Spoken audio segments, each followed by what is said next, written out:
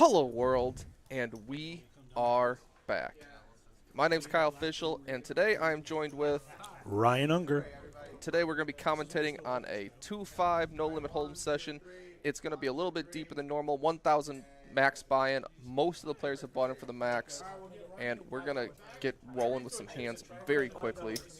Gotta get those handsome guys out of that frame real quick. Yep. Just got to start with a quick picture. We got to gather the rake, and then we're going to start playing. Players are allowed to do an optional straddle this evening, 2 to 5x, if they choose to, under the gun or on the button. We'll see if any players indulge in the $25 straddle pre-flop here. Yeah, we got a good group of characters tonight. We got Ted, he's been a regular, played the other two nights. We've got Caesar, he was pretty entertaining the Tuesday night session. Todd, he's played the other two nights as well. He was the one who triple-barreled the 7-deuce. He tells me he's going to play wild again tonight, too. See if we can get some interesting play from that fellow. He was all heart. So if we go down the lineup real quick, in seat 1 you have Casey. In seat 2, Jeremy. Seat 3 is Shane. Caesar in seat 4. Todd's back in playing in seat 5. Ted's back in seat 6 tonight. Marcos in seat 7. And Greg in seat 8. And it looks like cards are about to be in the air. So what have you learned this week, Kyle? Are you ready to jump in the water with these fish? Oh, I would love to be out there. I think playing on a live stream is some of the best basically study you can get from the game. Like if you're trying to get better at poker, you don't know how you look at the table until you sit in one of these live stream games. And you can watch it back and say, wow, I think I looked really nervous there. Like, so there's a reason why people kept betting against me. Or I looked super solid, and think I was playing very well. And then, you review it later and be like, no, this was kind of an awkward bet. I should have done this better. It's great to be able to review your sessions yourself. So anyone trying to get better at poker, I recommend you sign up for one of these live streams as soon as they become open to the public. Absolutely. Getting to see yourself and see your timing tells how quickly you're putting chips in a pot, the way you're throwing your chips in, the way you even have them stacked. A lot of information given out. See how well you can disguise what your actual intentions are in each of these hands. So it looks like we're about to get started here. There's Poker Room Manager Joe LaRosa giving last final instructions. Yeah, doing a great job putting all this on. Puts a lot of work, a lot of dealers, floor managers. Many players have to be involved to put on a stream like this. So if you're liking the content, you want to continue, definitely hit the like button. Tell a friend, tell a parent, sign up for a stream, Smash the like button. Yeah. Kyle. Smash the like button. Just smash it. Go ahead and subscribe. Whatever you can do to become part of this. Yeah, we definitely support the people that put in the money to try to make poker better in the Central Florida area. Do everything you can to support people that will invest in infrastructure and activities and $475,000 of high-hand promotions this month. A lot of stuff that these rooms are doing You are hitting all the high notes. to promote the poker in the area. I'm not going to be distracted tonight because it looks like Marcos is going to definitely have the style award. I do like Caesar with the backwards hat, but those sunglasses are, what do they say, the future's so bright, I got to wear shades. Is that what they say? Before your time. Before my time. All right, looks like the first hand do have a straddle on the button. Looks like the $25 straddle. Interesting. They're going to get this game out of the muck early tonight. Yeah, Marco's first hand looks down at ace-king. Very pretty sight. He's going to raise it up. Almost 4.5x. Ace-king, definitely you want to have some protection. You don't want some random hands in there with it. You'd rather just get as much money in pre-flop all the way up to the point of all-in. But he is going to get someone that shows some resistance with the king-9 offsuit. Probably won't have any first-hand fireworks on this one, but you do have ace-king, king-9 on the jack-8 deuce flop. Turn in a 7. No flush draws, no straight draws right now, just ace-high leading the way. Shane picks up a gutter, and that's going to bet it. Doesn't have much showdown value, so betting is probably the best move. Now Marcos could be posturing a little bit, grabbing chips, try to induce a check back, and he gets exactly what he wants as he gets to show down ace-high and win the first hand. It's a pretty nice pot to take down in the first one. Start off with a good image, no showdown there. Oh, actually, I'm sorry, showing ace-high, I guess. Check, check. And we finally got some chip counts in the image. And Marcos After one hand. Marcos, big leader. 1.3K in front of him, up $250 after the first hand. Everyone else bought in for about 1K. Todd's the only one that bought in a little short, $800, but still no small chunk of change. So we're just getting started tonight. We're going to be with you folks about 3 hours. Looks like we have 26 viewers on. If you have some friends, go ahead and share this info. Get some people watching, learn more about Daytona Beach Poker and Orange City Poker. Keep these live streams going strong. Have more of them with more different, more options, more games. Definitely have some tournaments coming up that can have final tables live streamed. So share the word. Make sure everybody knows that the action is here tonight in Daytona Beach. And you have the legendary poker vlogger extraordinaire, Dr. Kyle Fischel, in the booth. Hi, they're very happy to be invited. Happy to give the commentary. I think it's great to be able to, just contribute to the community a little bit, like without just making videos about myself, getting to give back, give my feedback on other players' play, things such as that. It's a great opportunity. Todd gonna just call with the ace-queen in the small blind. 3-bet there probably would have cleared out some of these players. 5 ways, it's kind of dicey to navigate unless you flop very good. 3's pretty decent as he's open-ended, as well as pocket 7s. Both players looking for the other opponent to flop or turn a set. 2 hearts, got a queen of hearts, jack of hearts. 8 of hearts probably less relevant. Ted does check there with a gutter and backdoor hearts still. We'll see what happens here. Yeah, Shane definitely wants to think about it when he has to face a $70 bet with the gutter as well.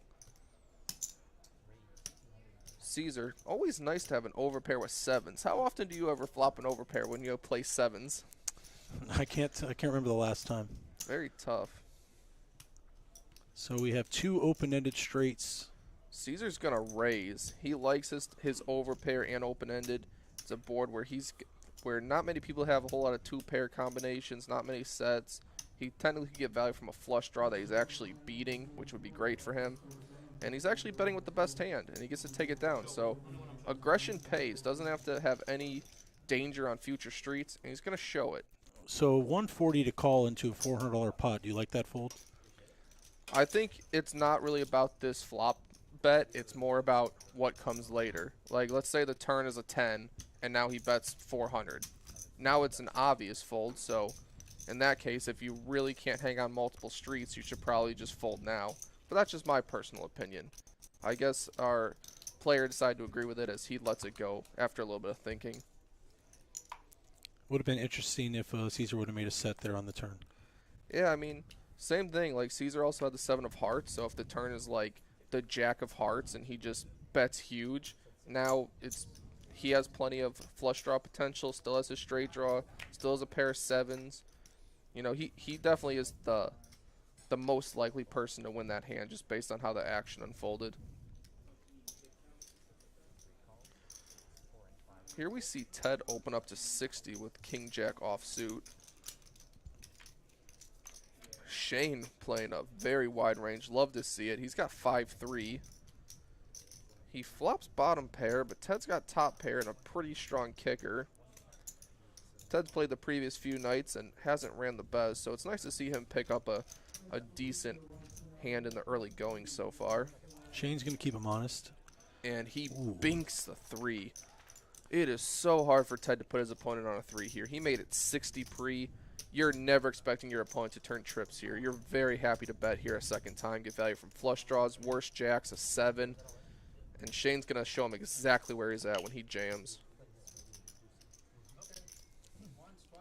Shane has the kind of head Ted should have, or kind of hand Ted should have for Ted being in the small blind, but right now it's the opposite. Looks like they are going to get it in. Maybe two rivers here, Kyle. Yeah, Ted's pretty comfortable running it however many times the opponent wants. And unfortunately for Ted, he started out this hand with a commanding lead, and he's downgraded to 5% chance to win.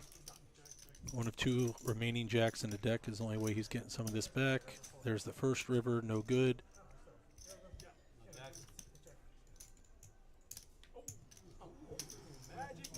Ooh. Does anyone run as good as Ted? Does anyone in this world run as good as Ted? I think Nicole ran pretty good on Tuesday night when she flopped 2 sets of kings to get half of the pot back with aces versus kings. Nicole runs pretty good too. But I heard she had a great night last night. It was good to see her bouncing back. Yes, she had a massive run at the end of the night. Great to see it. Made probably 1 to 2K, like fantastic run for her at the end. And Ted avoids disaster with a very fortunate second river card. In for 1K, now he only has 990 in his stack, but I'm sure he's very happy to not be down several $100s in the first 7 hands of the night. I have a feeling they are a few seats apart, but I have a feeling we'll see some battles tonight between Shane and Ted. Shane's definitely not scared to splash around here. He called 60 pre with 5-3. I could see him going pretty. I could see him playing a wide range, playing a lot of hands, and willing to not be afraid of anyone, especially if he's just going to call with bottom pair and then get it in. We did talk to some of the players and ask them about their favorite non-premium starting hands. So seeing hands like 10-7 suited, definitely going to make it interesting tonight. Daniel says he would never have ran the 5-3 twice. Yeah, I think that's results oriented a lot. If the jack comes on the first board, then you'd say, of course you have to run it twice. That's the smartest thing ever. So, doesn't change everything too much, but I'm sure Shane will be thinking about it for a little bit. Maybe he'll switch it up going forward. Well, he can show that image now that he's not afraid to put the money in with the 5-3. But Jeremy flops bottom set. He's probably feeling pretty comfortable, as most of his opponents could have jacks or kings or get value from any of those, plus some pair plus straight draws. But fortunately for him, no one seems to have anything. Has to go for some value. Greg's going to look him up with a gutter. Greg's going to need a queen, or is it a double gutter, queen or an 8? Yep. It's not going to work for him. Bricks out, but spades comes through. Unfortunately, based on Greg's position, kind of hard to lead there. Get a little thin value here. Probably not going to get a call. No showdown, though, with a set of 9s. Jeremy's happy to not show that down. Get to protect your image. Probably would have been happier to just get a call from a king or a jack, but it's always fun to take a pot. Well, Bill, you got Ryan Unger in the booth tonight with Dr. Kyle Fischel, Mr. YouTube sensation. Still waiting for his Omaha video to pop up on the interwebs, hopefully sooner than later. Yeah, I wanted to work on it all day today. I woke up, I started editing, but then I remembered that there was a poker room just right down the road from me. So then I had to go play instead. And today was a decent day for me. I booked about $900 win. So you're not a player that sits at a table with like an iPad or a laptop, Kyle? You actually play cards? Oh, I wish I could just plop my desktop right next to me, edit while I play. That'd be the dream. That's a dream right there, to have ace-king in the small blind, but big blind nothing. Yeah, first to act, because there is a button straddle. Shane's going to go for a 3-bet with ace-jack. Love it. That is actually a very good 3-bet. Unfortunately for him, he's running into ace-king on this one.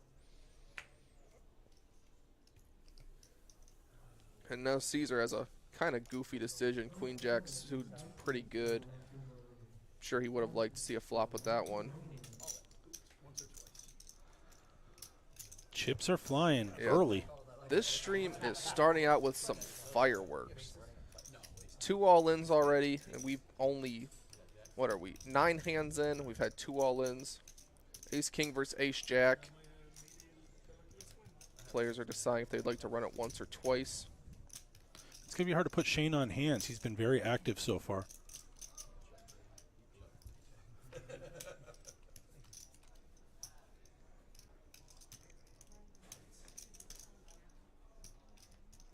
Do you have 2 hearts out there? Ace of hearts out there for Greg. Yeah, advantage to the ace-king. Chopportunities with a 9 or a 5. Nope, first board ace-king holds, but none of the ace-jack outs have been accounted for, so. More chopportunities, but at this point it'd be for a quarter of the pot. Is that trademark Chopportunity? Chopportunities. Official store. Next t-shirt idea. Yep. So ace-king will hold and get a full double up. He's very happy he got it. And that'll make Greg the big winner right now. Up about $400 right now. So he's probably very happy he got this semi-cooler of a spot, ace-king into ace-jack. I don't think it'll discourage Shane. I still think we're going to see a lot of action out of him tonight. Oh, there's no quitting these players. I'm sure he's going to reload and he's just happy there's more chips on the table for him to win. So this is an investment in future opportunity tonight. Yeah, those are called breeding chips. They go elsewhere, they breed like siblings and cousins and stuff, and then you get them all back. Trojan horses. So while we have a second, there's a dip in action here while they figure all this out. We can talk about a couple things coming up over here in Daytona Beach. This Sunday, they have a $500 single-day 100K guarantee tournament. If you want to get into that tournament for less than $500, you can get in on Saturday. They have $70 satellites at 12:10 and 7:10 p.m. So once again, that's this Sunday. We have a $500 single-day tournament with a 100K guarantee. And then they're talking about March 11th, a Saturday, which is a single-day 50,000 guarantee for 300. You can check online for satellite info for that.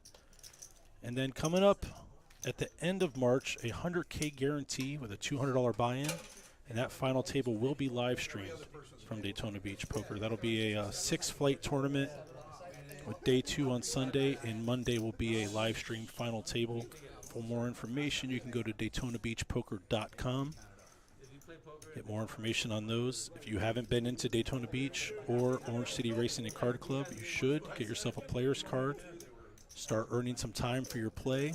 Get some food discounts, and also check out the merchandise. If you're not rocking your Orange City or Daytona Beach hat or hoodie, you're definitely missing out. I see Kyle's geared up in his official gear. I do like my own gear. We have a question. What are the starting stack for the satellite? I will get you that information because tournament director Byron Rodriguez is in the building, and I don't have that particular flyer in front of me, but I will find that out for you in the next few moments. Sounds good. I actually saw the satellite running the end of the stream last night. Had 75 entrants, and they were giving away, I believe it was 9 places, got the $500 ticket for a $70 buy-in. This Sunday's tournament's crazy. It's a 100K guarantee, and they're already over 50,000 in registered players, so they're definitely going to crush this guarantee for a one-day tournament. Get here early if you plan on playing. Have your player's card ready. Get signed up. Love to see it. Gotta love the big tournaments.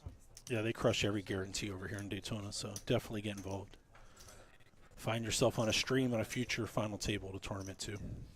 Then you can show all your friends your glory as you just take down an entire event. Get the max. You get to rewatch it forever.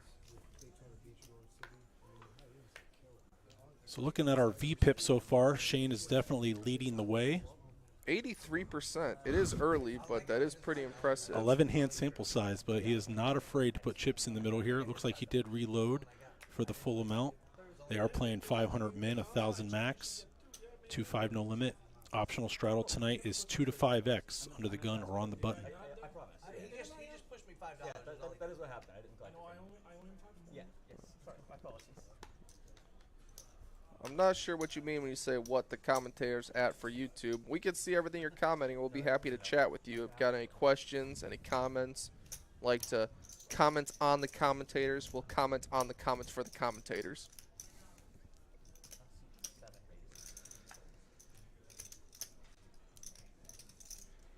We've seen Marcos open it up. He's got King Jack of Spades.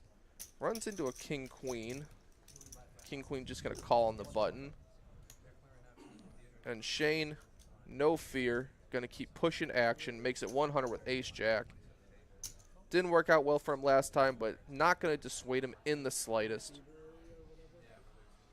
Casey wondering, do I want to get in the middle of this? But he will have position. He is going to let it go, so we're going to be heads up. The old Ace Jack versus King Jack suited. And we see it with you, 8-6-5 on the flop. Both players whiff, but I'm wondering how much credit Marcos is giving him when he saw his opponent play 5-3, seen him jam with Ace Jack. How wide is he giving his range? And I suppose this hand's going to be over as Shane is going to river pretty much an unbeatable hand, barring some very creative bluff attempt. Got a question in the chat about how long the stream is tonight. The plan is to go about 3 hours. This was night 3 of a planned 3-night test set of streams for Daytona Beach live streaming. They did Tuesday night, Wednesday, and Thursday, played from about 7 p.m. to 10. If the players wanted to keep it going, they have plenty of tables out there in the room to set them up and let them grind all night. But we're here for about 3 hours, giving a lot of testing, a lot of practice for our IT team and our crack team of dealers, John and Thomas, who are doing the action tracker and the cameras. Great staff over here, really putting a lot of work in to make these streams possible and set up future streams. So we are happy to be here and happy for all their help. This hand's going to fold all the way to the button. Jeremy looks down at a semi-pretty queen 9 offsuit. Definitely good enough to open from the button. Especially with Shane on your left to playing the widest range. He's going for the VPIP record, currently at 85%. He's a little off from his favorite hand. He actually has a tattoo, Kyle, of the Jack 5 off. That's his favorite hand. Jack 5 off. Yep. But before the Robbie time, I see. The Robbie's the Jack 4? Yep. Oh, I'm sorry. Jeremy gets a good board for him to see bet. He's got all the best aces in range. He's just going to put a continuation bet out there and take it down. And Jeremy creeping up the leaderboards, got 1.3K in front of him. Table stakes, pretty good. I played it a couple weeks ago. Never played it. I liked it. It's just that I had to play 1-2 for like 2 hours waiting on the seat. So my daughter lives in Jacksonville, so I could. Here we have Caesar talking about all of his poker experience.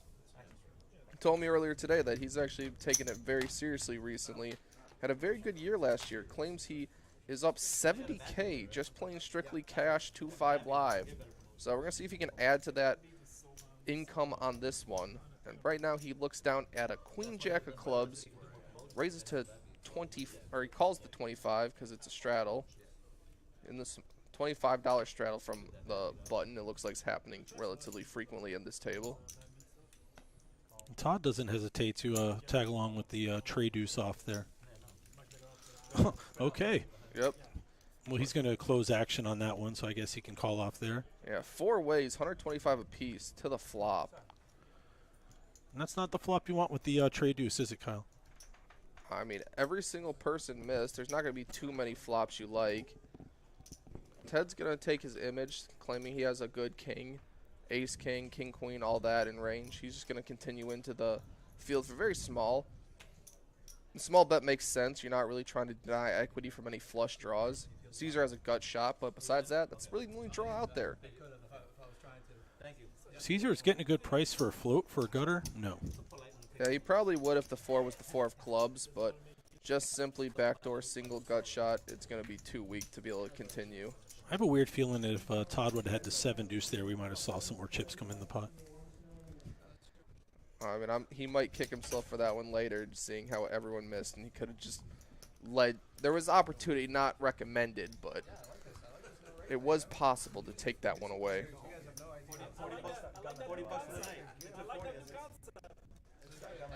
So if you are trying to check out the stream tonight, we are on Facebook, Twitch, and YouTube. Happy to be doing these streams with this beautiful setup over here at Daytona Beach Racing and Card Club. Done a great job putting this whole thing together. Like I said, this is our 3rd night of doing streams from here. And I believe the next scheduled stream will be the final table of this end of March tournament. See if some cash games pop up between now and then. If you are interested in joining a cash game, we recommend you go and speak to Poker Room Manager Joe LaRosa. You can email him at jlarosa@delawarenorth.com. Put your name, phone number, and your player's card number, and what you like to play. I know we've had interest in some 4-card variant, a little PLO action. Maybe we'll even get Dr. Fischel to sit at a game like that. Oh, that'd be fun. I'd definitely sign up for them because I love the live streams. Here we got Todd with 10-8, but he's going to run into Ted's king-8. Ted's going to check back, top pair, decent kicker. And it looks like Caesar picks up a gutter with the jack, but this is probably going to slow down the action a little bit. Kate's going to take the initiative, turning his bottom pair into a bluff. Picks a good time as everyone doesn't seem to be interested in taking this pot down. They're just going to give him credit for a jack. He has been quiet so far, so he gets to use that image in his favor, but it is early in the night. Very tight, only 20% of hands played up to that point. So not like some of the other players where we're seeing a 90% out of Shane. There was a lot of action tonight. It seemed on Tuesday night there wasn't many 5- and 6-way flops, so it's nice to see the players willing to splash around and make the stream exciting tonight, so we do thank them for that. Give Kyle plenty of analysis and a lot to talk about. Yeah, these players came to battle tonight. They're not here to knit it up. They came all the way to this stream, signed up for it, putting their face out there, and they want to put on a show. See if the dealers can help them out. Who's going to be the card rack tonight? That's the question.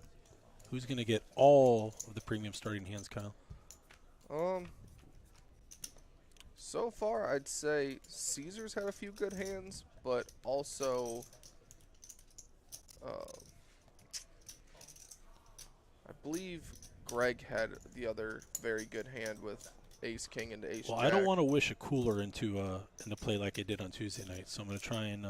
Yeah, we don't like wishing the coolers into existence. Well, that's one right there. Nailed the wheel. Binks the gutter for the wheel. His opponent only has Jack high, so unlikely to get paid, but Still nice to make a straight, especially a gutter. Take down a nice little pot there. yeah, Shane's done good at turning threes to bink massive hands. Did it with the 5-3, now does it with the ace deuce to make a straight. So he's willing to put some money in there and hope to connect on turn cards. Looks like Todd's getting ready to add on a little bit. Yeah, in a game like this where it's crazy and people are throwing the money around you, I recommend topping off a lot just because, like, if you cooler someone, you want to get the max. You don't want to buy in for 1,000, trickle down to 600, and then get that massive cooler where you only get 600. No, you want to get the full 1,000 if you find yourself in one of those cooler situations. Looks like Ted has a straddle on. I see it as 10. Is that what you see? So Yep.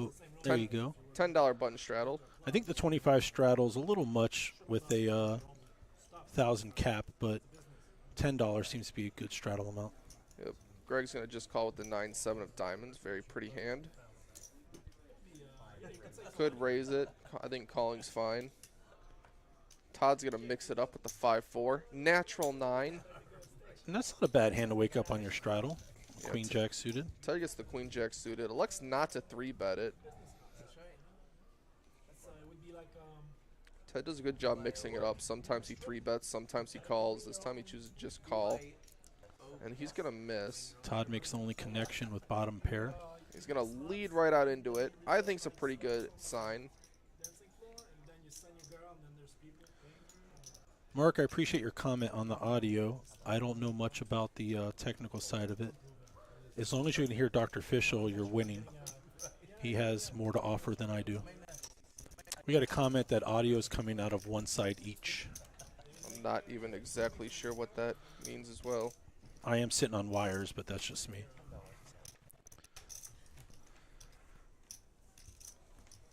Like I said, as long as you can hear Kyle, you're winning.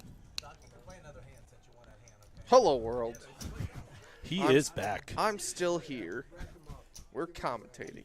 It's 2-5 session at Daytona Beach Poker Club. They got to cut all these together in one video and hear how your Hello Worlds have evolved over the 3 days. Yep. And then you could say good night, world, later tonight. Yep. Maybe we can make it up before the fair ends. See you on the next one, world.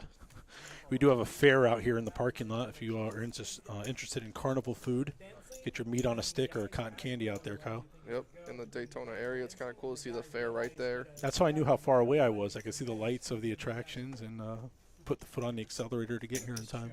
Yep. Todd going to open the Queen Jack to 55 after a limp. I like the sizing. You definitely want to charge the max. Like when people limp, they likely have weaker holdings, so you want to put them to the test, get them to commit a lot of money while they have the weakest of their ranges. Ace high board. We're going to see if Todd wants to just lead and take another one down. He does. He's definitely raising his aggression factor, and he's getting respect as he gets one quick fold and a second fold. So great job for Todd getting 2 bluffs through. Build some confidence here and let him splash around a little bit more.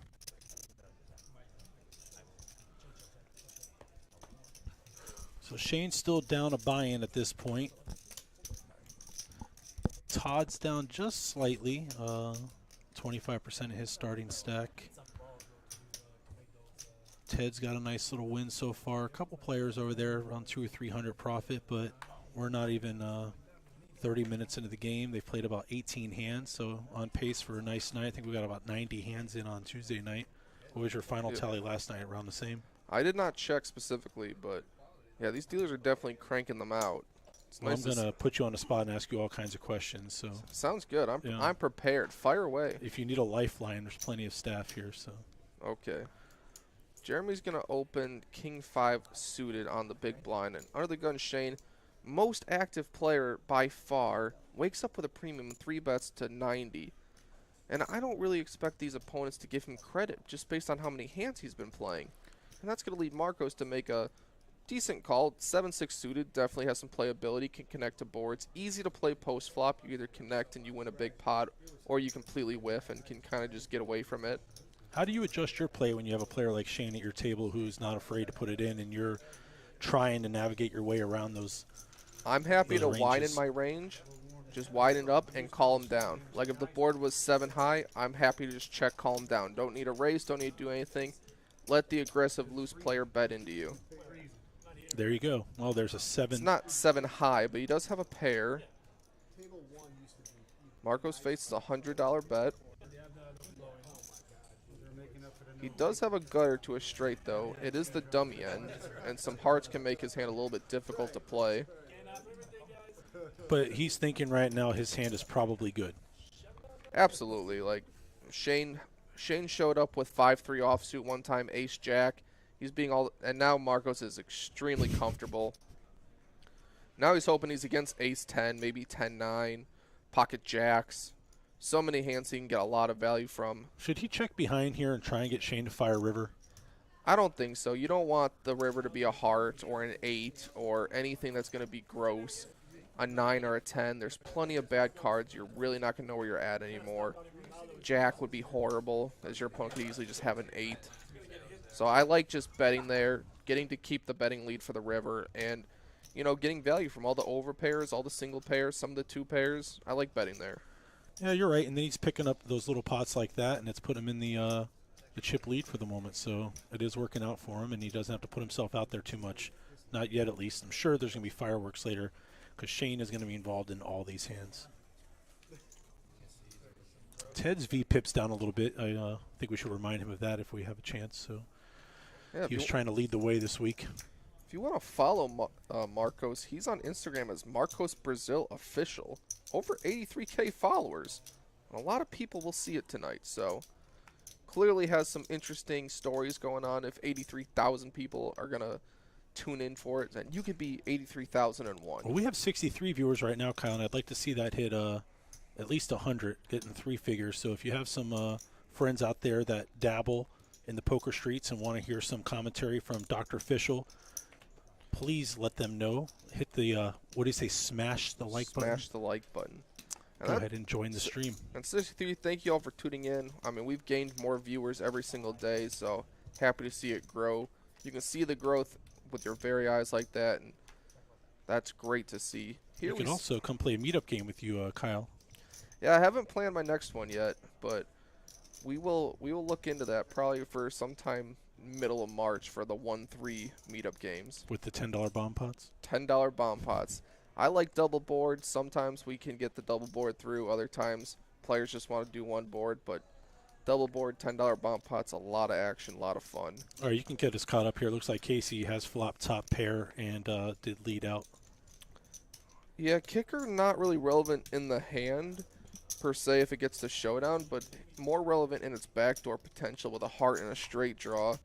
You know, if the turn is a middling card, his kicker becomes very concerning, but if it connects like a deuce or a heart, then it's pretty helpful for him. He gets a 6, and now he gets a top pair and a gutter. But Shane's just going to lead right out when he turns 2 pair. Now that's pretty good. Like, this board is pretty connected, and you don't want exactly like king, queen, king, jack to be able to check it back. I actually like this lead, because really the best kings in range probably can't fold to just this barrel. Casey's king specifically, of also having a gutter, is pretty strong, or I mean open ender. But Jeremy's just going to let it go, too. They're not going to chase their straights. Drawing the straight to the dead end is probably the worst way to do that. So probably pretty smart, especially Shane can already have a straight, I guess. Shane is going to be the player to watch of the night. 86% VPIP, and he's got 1.1K in front of him. He's still down because he had doubled a player up early, ace-jack into ace-king. But based on his play style, I think he's going to have plenty of opportunity to get it back. Yeah, he's battling back so far. He's only down 800 for the night, and that's not bad. We do have a dealer change. Looks like Serena's tapping in. Once again, we do want to thank the staff over here at Daytona Beach Racing and Card Club. We do have dealers John and Thomas behind the scenes doing the action tracker and the cameras. We got our crack IT team of John and Dylan also. And you have Kyle and Ryan in the booth tonight. The dealers are Neil and Serena. And Poker Room Manager Joe LaRosa is keeping track of the action as far as we know out there. So great things happening over here. Please stop by, check out Daytona Beach Racing and Card Club and Orange City Racing and Card Club, Orlando's closest poker room, where you can find all kinds of no-limit action and pot limit Omaha action, which Kyle has now started to dabble in. Oh, I love the pot limit Omaha. Always have. But Shane's going to limp his 2 cards of just Jack and 9 of diamonds. He's going to run into Caesar, who's going to raise to 40 with King 7 off.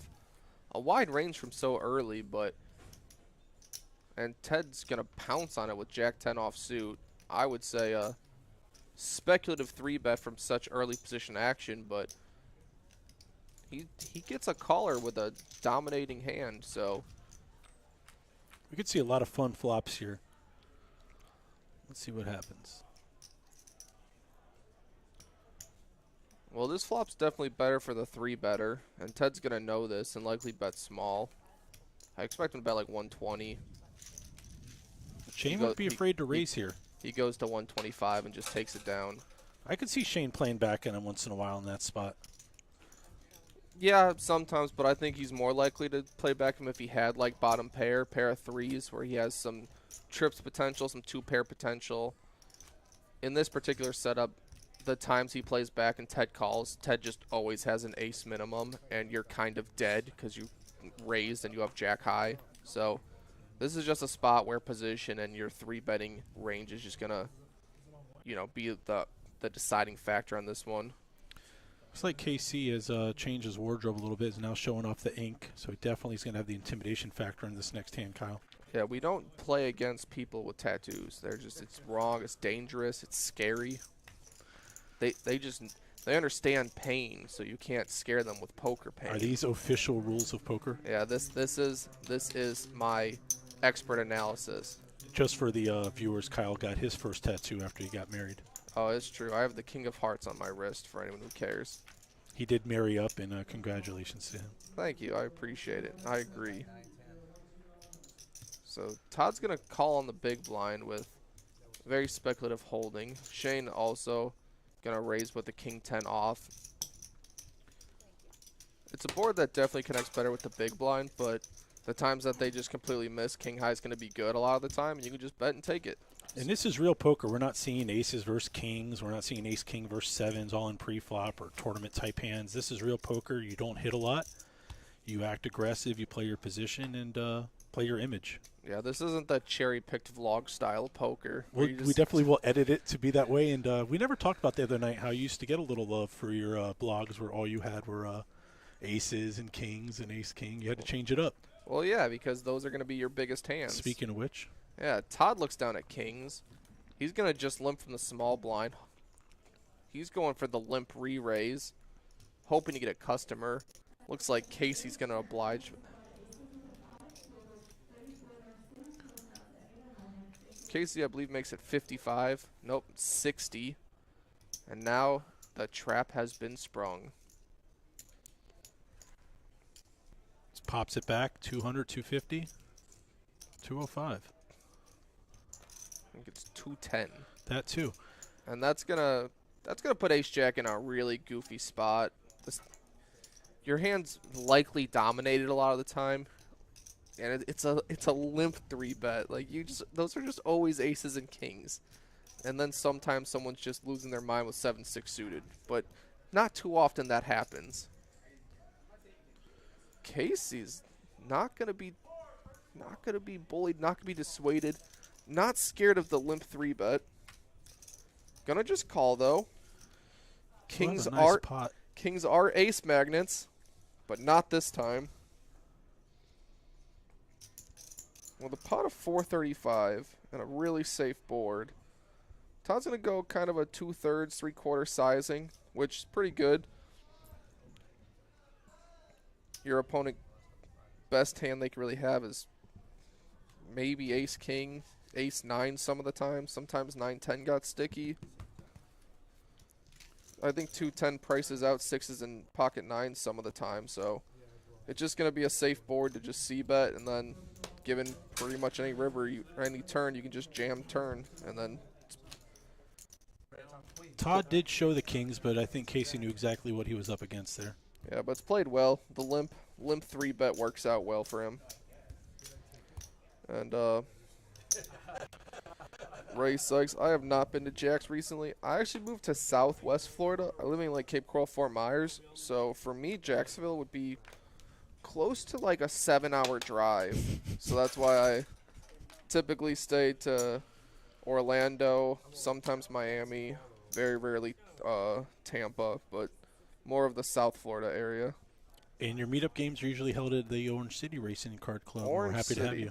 They are the room that gave me the permission to film. They were the first people that believed in vlogging in the Florida area back when it was not a well-known thing.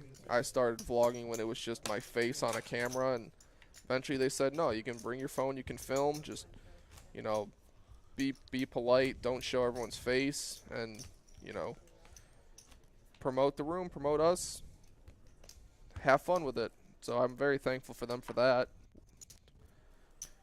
For information on getting on streams here, we do have some final table streams coming up in the future, so check a calendar at DaytonaBeachPoker.com.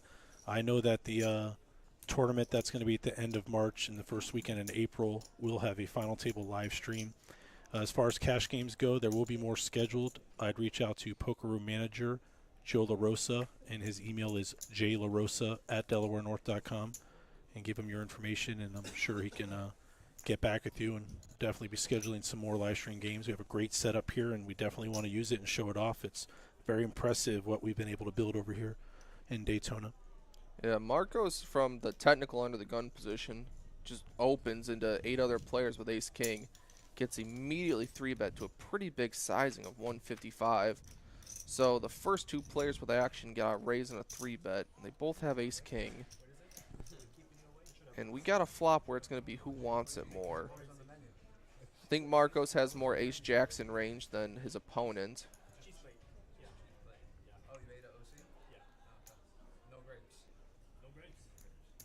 But it goes check-check. Marcos grabs chips a little bit and riffles them.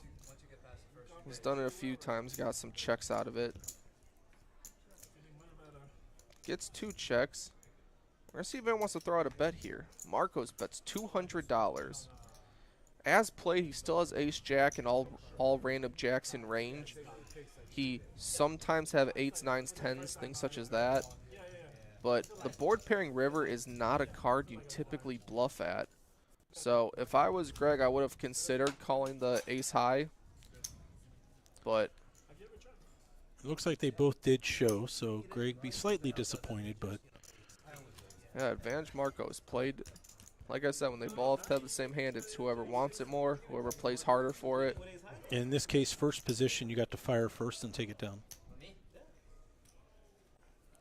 Yeah, Greg had opportunities, though. He could just c-bet flop. He still has aces, kings that he can just represent, and then ace-king faces a bet on the flop and maybe a continuation bet on the turn when he picks up a gut shot straight, which is reasonable. Bet 2 streets. It's hard for the other ace-king to hold on. Both players had opportunity for that one, but we saw Marcos come up on top with it. Well, Shane's getting bored here. His VPIP has dropped to 75%, so there was a straddle and a call. So Shane's going to go ahead and make it 30. And now Caesar, he peels ace-king. And he's going to do a smallish sizing, $80. Not chase everyone out, see a little flop, maybe heads up with Shane. He'd be happy. Yeah, he's going to get probably the best case scenario when Shane calls. Dead man's hand versus Big Slick, as they'd say. Caesar have a chance to C-bet here. Yeah, both players miss. But Caesar's... What do you think about that? Is that the red chip tell?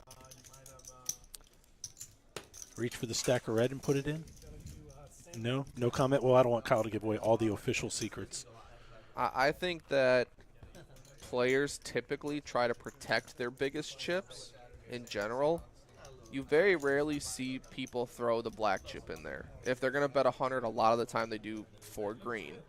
But if they have just a couple of black chips, they don't often throw it in there. They try to protect their biggest chips. Is it a strong tell then if they do throw the black chip in, they know they're getting it back? I often think that players do that when they really think that they're going to win the hand.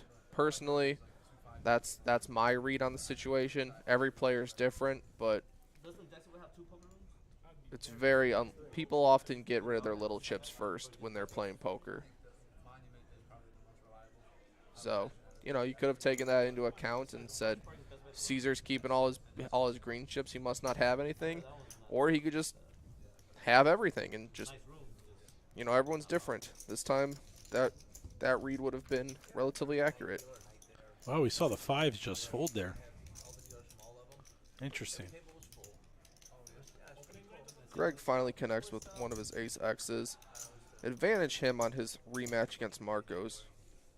Marcos isn't going to have anything to play back at Greg here with. Greg is going to bet out 175.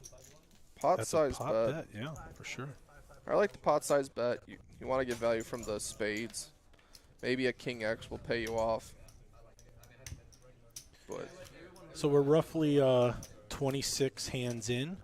As you can see, the chip counts. Marcos is still adding on to his accumulation chip lead here. Shane still down around 1,000 now.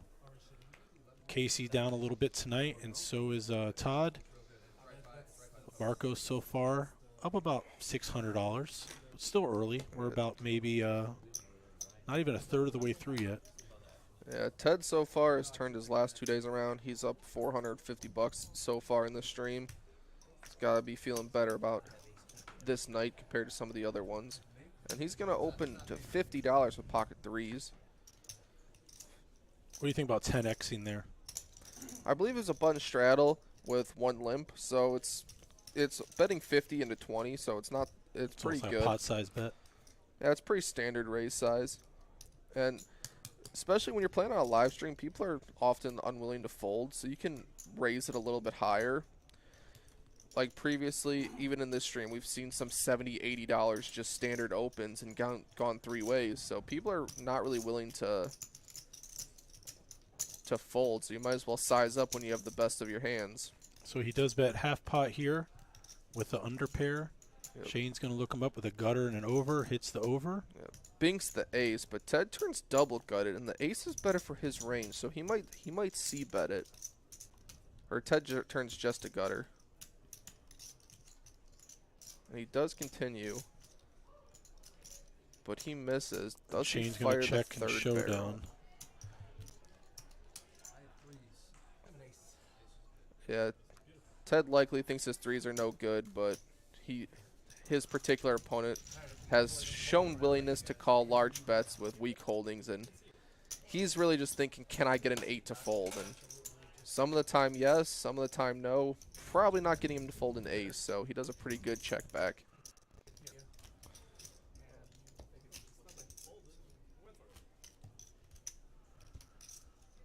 Interesting take.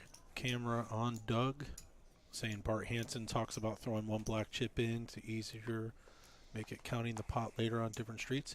Yeah, that makes sense. We were talking about when Caesar just goes for the stack of red and pushes it in. Yeah, I mean, counting the pot, that's somewhat relevant if you're not keeping track of it the whole time.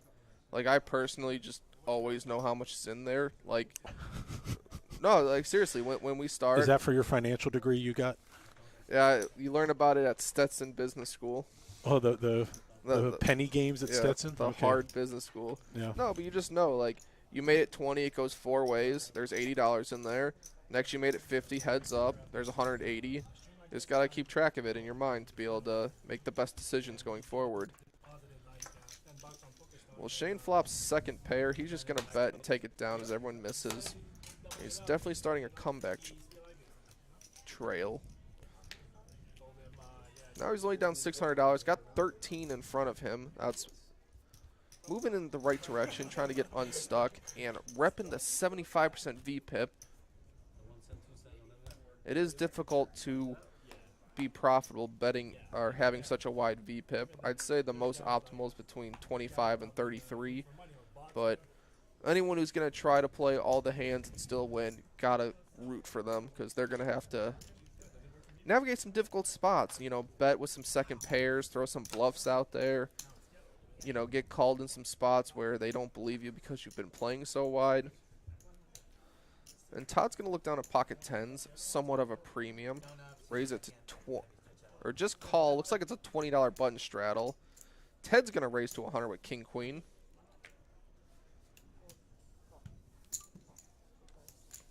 Get back to Jeremy, who looks down at a pretty holding, but not for the price he's getting. You're not getting Shane to fold there, but all the tens have now been dispersed, it looks like, so we're not hitting a set here. Yeah, Shane has a suited 10. He feels great about it. Ted flops top pair, good kicker. Backdoor spades. He's loving life right now. And he's going to go over 2/3. He's going to go 225 with it. And take it down. I mean, he's versing Shane. Shane is... He's played a big pot with him earlier where he just calls with third pair. And when you have an opponent like that, you can size up. You can just... He's going to call with a 7 or a 10 or something, and... We can want to get value when we have the toppest of pairs, and we also want to deny equity against flush draws. Well, obviously Ted is going to win the pot when he's wearing the Orange City Racing and Card Club patch on his chest, and kudos to Ted. It is a nice patch. Did get to see the official T-shirt last evening. Yep, Curtis, one of the original purchasers of my first batch of ever doing it, and he typically runs very well when he wears it. Unfortunately, last night he ran less than optimal, had some tough beats. I went to the trunk and purchased an official hat and did bust out of my first tournament in Vegas wearing that hat, so it's been in the trunk since, Kyle. I don't believe you were wearing it right. Shane opens the 55 with ace-jack. And looks like no one's going to fight back with him. Shame to see the widest player at the table just open a hand and get no action. But no shame in winning $17. We'll just take the money and move on to the next one. Still over 60 viewers here. We still have 2 hours of streaming coming at you tonight, so please tell a friend. And if you don't have a friend, tell a friend of me. We'd love to have some more viewers joining in and watching. And you can chat with Kyle Fischel, whose YouTube videos have been climbing the charts. Woo. In the tens of thousands of viewership. Yeah, it's nice. Never really expected it to go that way, but happy it provides me with opportunities like commentating gigs. Definitely fun to let it get you some travel opportunities, some playing opportunities. Helps you get better. The more people watch and the more comments, the more engagement, the better you get. But here we see Ted open to 50 with ace-jack. One call. Caesar's not going to just call with the ace-king. He makes it 200. Like the sizing, 4x the bet. Betting 200 into 120. Ted sniffs that out. And Shane's not going to go anywhere with the 10-8 offsuit. I wouldn't expect him to, and if he flops, it's going to be hidden pretty well. But Caesar flops very good. I actually think this board's pretty good to put into a check calling range. But given the opponent, you might want to just bet. Ooh, we had the slow-mo glitch in the Matrix for a second. I like that. Yeah, I was catching up a little bit. I like that. I like check calling on the king, queen, deuce board. There's no real draws you're worried about. If your opponent has like jack 10, you're blocking the straights with an ace. He does have some nines, which would be dangerous, but there's so many turn cards that are just not going to change the leader in the hand. So you can take one street off, go for some value later. Maybe give your opponent a chance to bluff at it if he has like ace-jack or ace-10 or something like that. But this time, so you're just going to c-bet and take it down, which is fine, you know. Nothing wrong with winning a hand and not facing any difficult decisions. Dragging chips, what a pleasant experience. They're nice. Stacking them are even better. Drag them to my opponent. Push them away. Now Casey's been pretty quiet, but he finds a playable hand with King Queen. Raises to 40.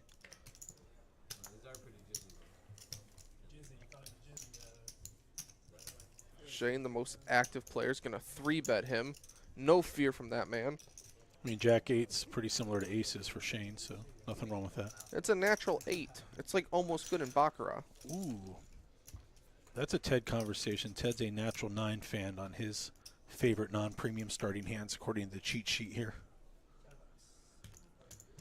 And Shane's gonna 3-bet with the Jack 8, and he's gonna connect with top pair backdoor flush draw.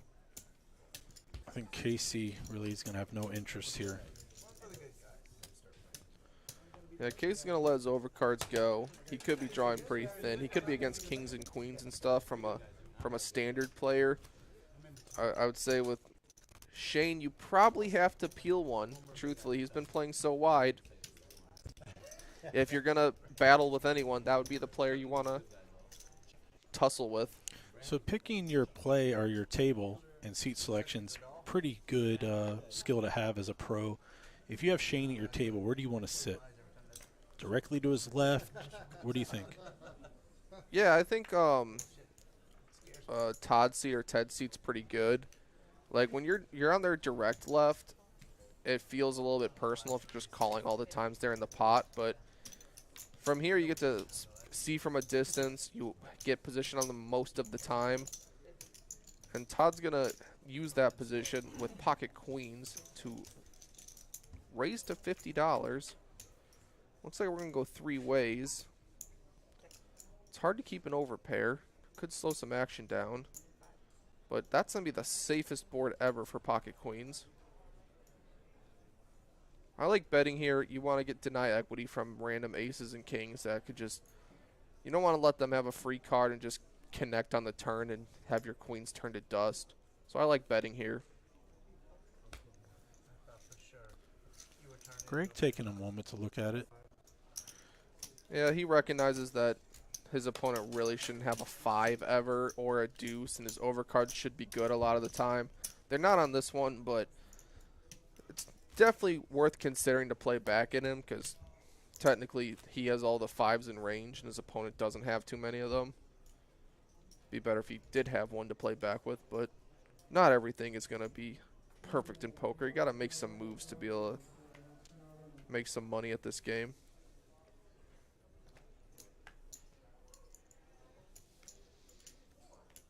And Ted stepped away from the table for a second, so you know his cards are going to be aces. Shane looking down at a premium. Ace-Jack suited. Top of his range, right? Oh, that's just middle of the range. And Caesar, again, is going to wake up with another premium. Caesar's being the one who's connected with a lot of cards, I would say, so far. It's helpful that he's got a very aggressive player to his right. And here, when a player like that, it's fine to just check call down. He's going to bet a lot of the time, and jacks are going to be good most of the time.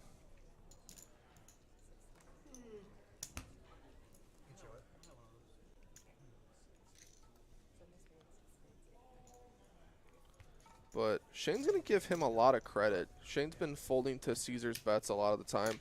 Caesar's actually had it all the time, so he's actually playing correctly. But this is a board where Caesar has all the 2 pairs as he just called. He wasn't the initial raiser. He wants to deny equity against flush draws. Random 9s like ace-9 may check that board and not want to bet into it, but could check call where you have the best hand. Shane definitely the most aggressive player at the table. It doesn't matter who else is sitting there. It's going to look like Shane's leading the way in that stat all night. Yep, he's got 80% of hands played, and he's actually getting some reasonable hands. He's been 3-betting some ace-jacks. He's been getting it in with ace-jack, but he's also been calling with hands like ace-5. So we're going to see if he can connect with this one. Like to see the most aggressive player at the table get rewarded once in a while. And he's got Todd and Marcos along with him, and Greg wakes up with a decent hand there. Yeah, it looks like everyone's just going to limp the $10 straddle before it gets back to Shane. Casey made the raise with the old King 9 there to 60. He's been very, very quiet, very tight. So I actually would expect people to give him a lot of credit, but it seems that everyone here just wants to keep playing hands. They're kind of disregarding everyone's holdings. What a flop for Todd. Yeah, Todd's got middle pair and a flush draw, and he's just going to lead. That's worked for him a lot tonight. People have just, his leads have just gotten through. This time he's going to need to make his flush or get his opponent with the ace to fold. Casey's going to have to let it go, but I think Shane will stay for one more. Yeah, as wild and aggressive Shane is, he could, actually all three options are on the table. He did ask for a count, so he is going to call, and he did announce check in the dark, I heard, so it'll be on Todd to act here. That's probably going to slow things down slightly. Yeah, that's a card neither opponent likes. And then the deuce on the river. Just ices it. Unlucky for Todd. He flops such a nice hand. Just could not make it a little bit better by the river. Can't bet turn. Shane's going to look you up. And then do you fire all three streets? That's going to be a tough one. So probably lost the minimum. Yeah, the queen connects the board a little bit more. If your opponent has ace queen, they're just never folding. So the bet turn is probably not going to get through all too often. If your opponent had like queen jack, maybe they fold. But besides that, it's just not a great card to continue with without improving yourself. Like if he had like king 10 and he gets a gut shot, then maybe it's better. But with king 9, it's a little bit tougher. You have a flush draw and a pair, you might as well get closer to showdown. So it looks like the straddle's on, and Shane's just going to raise it to 30 from the small blind. It's going to go all the way around the button where Jeremy has blackjack. Yeah, Jeremy has a premium. And Jeremy's going to definitely 3-bet this one. It's the only time he's ever going to have position on Shane this day. So you want to 3-bet these. And he flops the joint. Just the nuts. Must be nice to beat Jeremy right now. He's going to bet relatively small. I expect less than half pot. Snap call. Yeah, he bets 85. Good sizing. Gets some value from kings and jacks. Do you and ever all let it kinds go of stuff. check here on the turn to get a bet out of Shane on the river? No, especially with him staring at you like that. I'd bet small. Not big. You don't want to get him out of there if he's just posturing with that stare down. You want to definitely just milk 3 streets out of him. He bets 250. It's a very big sizing. He's targeting his opponent having like 2 pair or better. Needs like king jack, jack 10, maybe king queen, ace jack where you have a gutter and a pair. There's plenty of strong hands his opponent can have, but just second pair is not strong enough. So we got the dealer change again. Serena's out, Neil's in. Real quick, talk about some of the upcoming tournaments while we have a second here. This Sunday in Daytona, $500 buy-in single-day tournament with a $100,000 guarantee. If you didn't hear us talking earlier, that guarantee will be crushed, already $50,000 in the prize pool. There are 2 satellites to get in on Saturday. $70 satellites at noon and 7 p.m. I do apologize. Someone asked what the chip count was on that satellite. I've yet to find that out. March 11th is a single-day tournament, $50K guarantee, $300 buy-in. And then at the end of March, they're doing a $100K guarantee for only $200, and that will be a final table live stream. That is a 3-day tournament. More information, please check out DaytonaBeachPoker.com. Real quick in the booth, we do have tournament director Byron Rodriguez. We had a question in chat what the starting stack was for these satellites we're running for $70. $12,000. So that is a $12K starting stack for whoever was asking earlier to play a $70 satellite to win yourself a $500 seat, and we will crush that $100K guarantee. Crush it. We have a massive hand brewing. Shane is a flush draw. Ted top 2 pair. $50 a piece on the flop. And Shane drills the nuts. Ted obviously probably not happy about this, but he's not going to slow down. Going to bet super small, 75. He would do the same thing if he had like ace queen, ace 10. So it's fine to do it here. The board just continues to get worse for Ted. But he's just going to go for a bet fold. Not going to, when he gets raised, he's not calling. He's just going to bet so he doesn't get blown off his hand in case his opponent has like king 10, they might fold. Just an ace, they might call. But Ted gets a horrendous run out. But it's tough to make two pair, and against this specific opponent, he could call you down with queen 9, ace 5, ace wheel cards. Shane caught up a lot of ground King on X. that one. He's only down 400 for the night after that hand. Yeah. Ted flops the world, and bad turn card, bad river card. Unlucky. We saw some interesting play on Tuesday night. We did see a open call with ace queen and a fold to a nice little pop by Ted. What do you think about that kind of play, Kyle?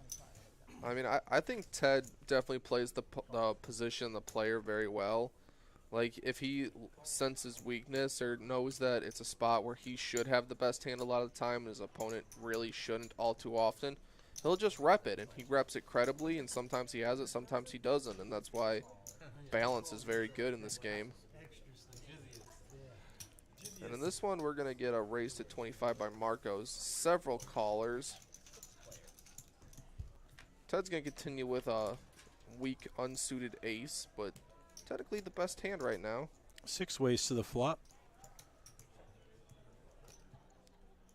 6, 9, 8, 2 spades. What do you see there? I think Jack 10 of clubs is doing pretty good. Open-ended, backdoor flush draw, 2 overs. Marcos agrees. He bets $100. Few players have a pair of 9s. Jeremy's open-ended there with a pair. Yeah, it's fine to call. It's just going to be tough to navigate later streets when further overcards come. Todd and Jeremy calling with their open-ended. Jeremy has a pair to go along with it. And the 7s come home. So now Marcos is relegated to just open-ended, needs to connect. But Jeremy and Todd are likely going to charge these players a lot. They want to protect against the flush draws when they make their hand. Any one of these opponents could have 2 spades, and you want to get as much money in now as you can when you have the straight already made.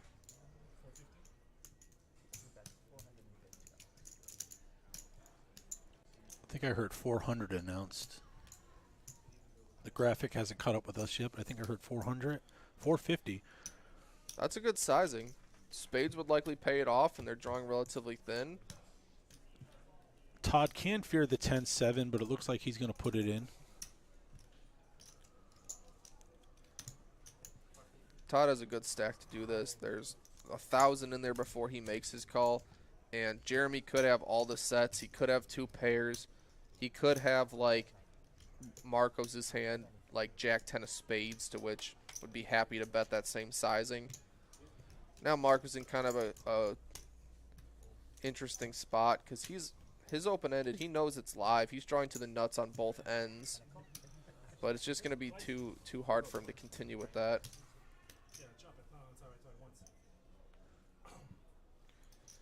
And these players are going to see that they both have a 7, and they're just going to chop it up after the river card. And we can pan to Marcos with the camera if a queen does come. Oh, no. The cruelty. Almost.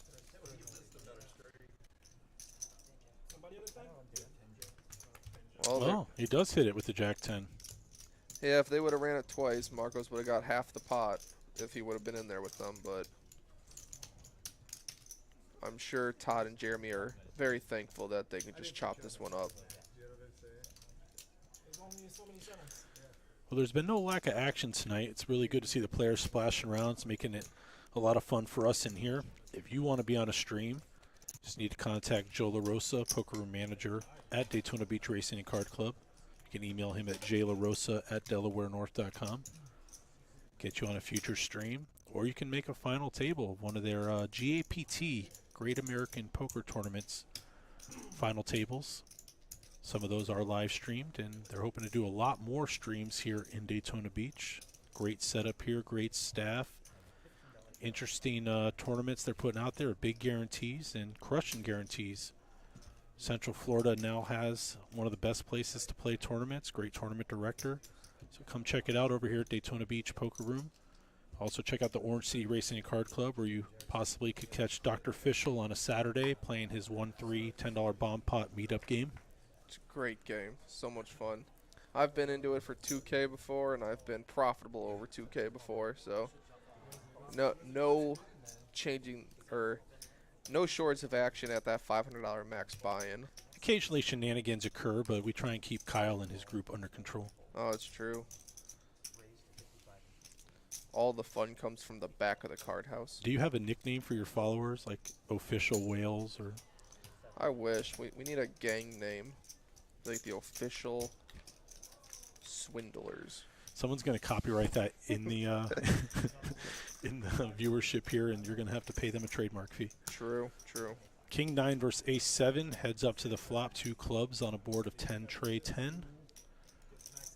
It's going to be a bet and probably take it for Shane. Both players miss. Marco's not going to give it up just yet. He, just like us, everyone there sees how active Shane is. You can't just assume he has the hand every time. He could make a little call there and free Shane there. You never know, and a club could come, but Shane does get away with it that time. And Shane has been battling back. He is in for 2 bullets, but sitting around 1,600 right now. Casey currently down about 500 on the night, or just less than that. So a lot of action. Ted's battled back to about even. Greg just under even. So a lot of room to maneuver here. Stacks in play. They did start out with a $1,000 max buy-in.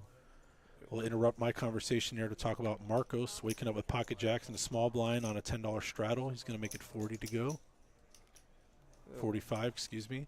Jeremy, the big winner so far, up $480 currently. Casey's finally going to wake up with a hand, and he's going to just call. Shane looked at one, probably saw the ace, so he's in. Yeah, that suited ace is great for him. Caesar has options with eights. He's going to just call. Is Ted getting priced in here? Yeah, just completing it. He's probably going to just continue. Very aggressive from Ted there. Yeah, he gets to play the whole hand in position, only 35 to win 230. He's pretty happy to call that one. Not the flop you necessarily want with pocket jacks 5 ways. Yeah, Casey gets a flop that he would love. He has the king of clubs blocker as well, so given so many players, you want to just bet and thin the field here. You're not really targeting any hand specifically. You just don't want to go 5 ways to the turn card right now. It's hard to narrow ranges this early when players are calling super wide and there's 5 of them in there. He turns 2 pair, and that makes jacks look even worse, unfortunately, for Marcos.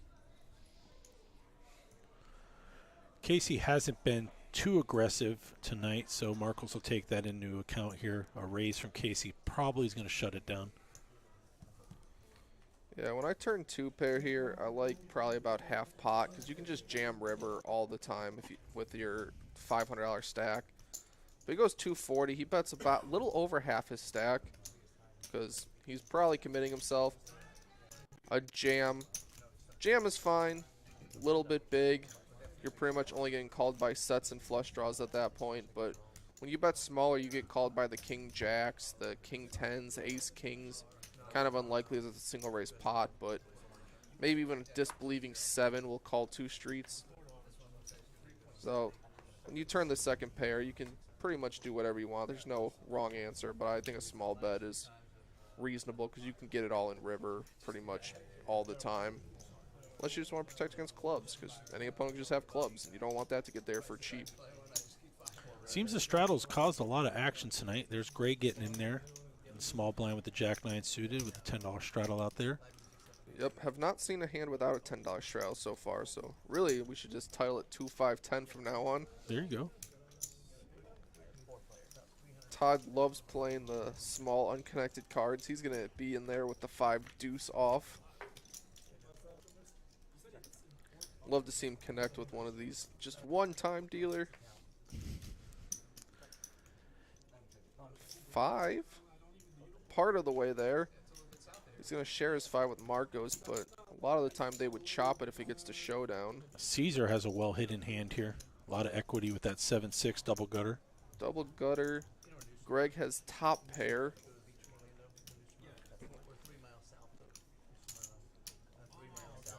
But betting into 4 people seems a little bit unattractive to Greg. He's going to just turn his top pair good kicker into a check call.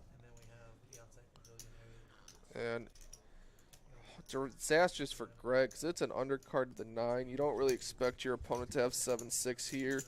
Sometimes you can put them on 9-8, which isn't great, but you expect hands like 6-4 and ace-4, 4 deuce to bet twice. About a half pot bet here. Yeah, but the pot is massive, 275 into 800. Greg's getting a pretty good price, and your opponent could have like ace-5 of clubs and do the second barrel here some of the time. I think we're going to take the conservative route here and let that one go. Good play by Greg. Yep. Nice pot to Caesar. Yep. Greg puts his money in when he has the best hand and folds when he doesn't, so played perfectly. So you talked about the $10 straddle being on pretty frequently tonight. So if without a straddle, the player's going to have a maximum of, what, 200 big blinds? The straddle changes it to 100 big blinds pre-flop on average. What do you think about that, and how does that change your starting hand opening ranges? It changes your opening sizing a lot. If there was no straddle, I feel like most players would open to 20, 25. But with the straddle, players are opening to 40 or 50, like every time. And it makes the game so much deeper and so much shallower. We've even seen like 2 limps and someone open to 75, 80. So you're playing very shallow stack to pot ratios. You can get it all the money in pretty safely if you want to, based on how many streets of betting there is at that point. So I actually like playing games where the chances of getting the money in are very high. You don't want to if everyone's sitting here with like 5K, there's not going to be too many all-ins, and that kind of changes the game a little bit. That max you might get 1,500, maybe 2K in, but you're never going to get just a jam pre. Here you can get some pre-flop all-ins. You can get some flop and turn all-ins, and people can have a move where they just flop like a draw. They want to just deny equity, so they put as much in as possible. Got a dangerous card here. No spades, 5-handed going to the flop. We get queen 10 versus queen 8. Yeah, Todd turns a 3-outer. Shane's going to be super disappointed to see that 10. But no action, as there's a lot of spades out there. 4-liner. 2 pairs dangerous. 2 pair really is just a bluff catcher at that point. So both players are going to choose to just check it down. Can't be scary to have 3 spades on a flop 5-handed, but no one did have a spade that hand. I'm never too concerned about people flopping flushes, because there's a lot of value you can get from just the ace of spades. So the board was like queen 10-9, all spades. You can get value from ace king, ace of spades, ace queen, ace of spades. A lot of stuff with just a single spade. So it's not necessarily a bad thing. There's a lot of money to be had. When the 4th one comes, then all that goes out the window. But monotone boards have a lot of playability, and you can usually narrow your opponent to like the ace or the king of spades. So if you have like 1 pair and the river's just an offsuit ace and now they bet, you can usually just assume that they had the ace of that suit, and you can confidently just kind of give it up at that point. So here we see what I'm talking about, a raise to 60, and we can still go 4 ways. So sizing pre-flop matters a little bit less. Greg gets a gutter and a flush draw. Ted's going to bet his top pair decent kicker. And Greg's going to take his combo draw. Try to realize his equity. And maximize his fold equity, because Ted and his kicker, a little bit difficult, but Ted's going to call pretty quickly. And we're going to see, I believe, 2 runouts. Do you think Ted's going to hold? Are we going to chop, or is Greg going to scoop? Ooh. Predictions. It's going to be a chop. It's going to be a chop. Well, straight for the first one. Greg's going to likely win besides a 10 for an extra chop. Ooh. At least a quartering. Ted's got a lot to dodge here. so it's going to be over on that one. So Ted is Ted going to gets get quartered. Rough. Well, it could have been worse when the queen turns on the first one. You know, he's probably happy to get to chop that top board, but I'm sure he'd be happier to just hold. But Greg's draw was so massive. Pretty sure he's got 45 to 50% of just standard equity when he has that hand, running it twice. When you connect with the first one, you know, some of your outs go away, and it's kind of unlikely to hit both of them, but he finds a way. So Ted wishing he was on the pickleball court right now. yeah, Ted's giving me lessons later after he takes me to Disney. So Awesome. I know. We're going to go to Disney. We're going to bring our rackets, and we're going to play in the animal kingdom with the lions and tigers and bears. I was thinking you were going to be on the new Tron light cycle. Yeah, we're going to do that too. Apparently the ride's a little small, the actual ride vehicle, so I don't know if I'd be a candidate for that. I mean, I've seen it. It looks a little uncomfortable. You have to, like, actually, like, lean forward and stuff. I'm like, man, you're going to sit in this inverse incline position for a roller coaster? Sure hope it doesn't go, like, too wild. Be hurting your sides and stuff. They don't build them for normal-sized people, Kyle, so I'm in the minority. Oh. When you see Ted take a hit like that, and we know Ted's battled back, he's been here 3 nights, it'll be interesting to see how he does respond. He is a pro. You see him being good-natured about getting 3-quartered there. Let's see. Ted is now going to be down just about 400 or 500 on the night. I still think Ted has a chance to come out as a winner tonight. He will battle. He's going to top off. Yeah, he definitely has the ability to turn into a win. I was talking to him before the stream.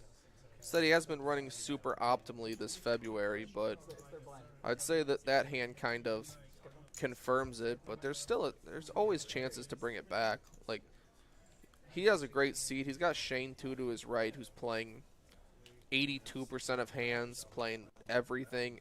I mean, I think he's very comfortable at the table. He knows all these players. He has a good seat. They're playing relatively wild, and he got all his money in with the best hand. So if he keeps doing that, he should be able to pull it out. And there's a lot more money on the table tonight. There has been a couple rebuys or top-offs, so there's a lot to play for. And we know that we can build some stacks here for sure, or build some pots, I should say.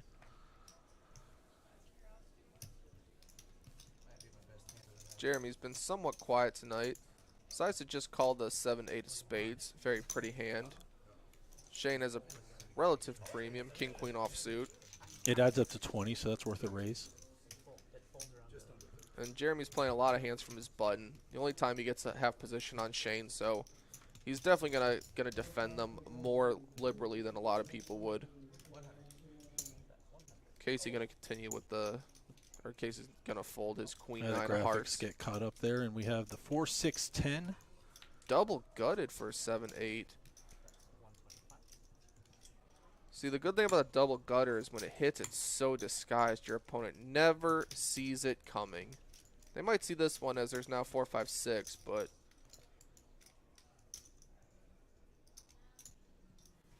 Jeremy's going to continue for 125. Unfortunately for him, Shane doesn't have much, but he's not afraid to float 2 overs.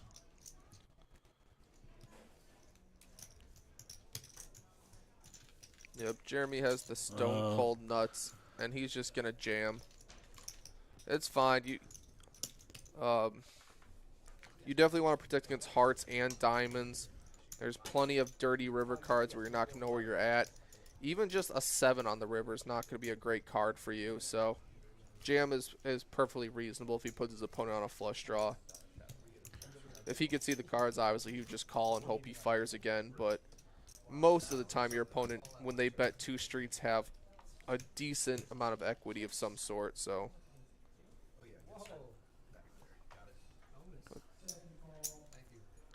Caesar stepped away for a moment.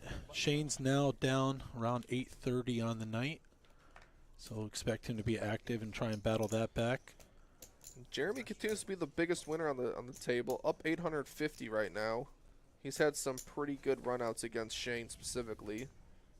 Making that straight there is helpful.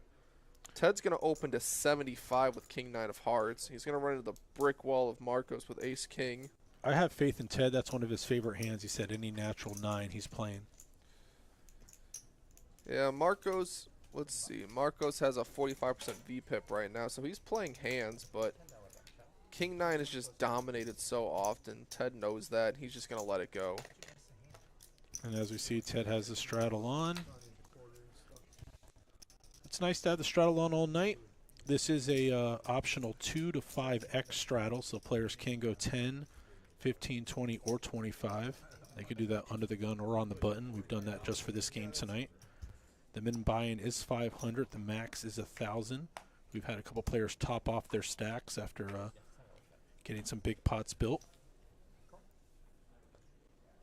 This is the third night in a row we've done this 2-5 no limit live stream with guest commentator Kyle Fischel. It's been fantastic having him here. We hope to have him again.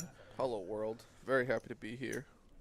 Actually hoping to have him at the table at some point so we can Oh, not criticize his play, but definitely admire. Oh, that'll be fun.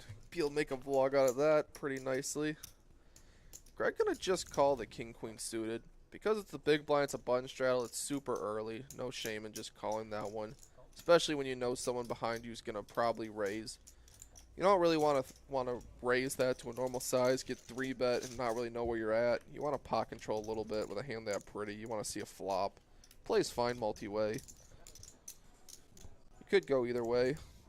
Maybe back raising gets a lot of your other opponents out of there, but So 275 in the pot, 5-way flop. You do flop the jack, 8, deuce, 2 clubs. Marcos flops best, pair of jacks. Shane with middle pair, ace kicker. And that is a premium for Shane. He's going to bet it. Todd, ace 10. Gonna look him up. He's got the club blocker, so he's probably playing some devious intentions if a club comes.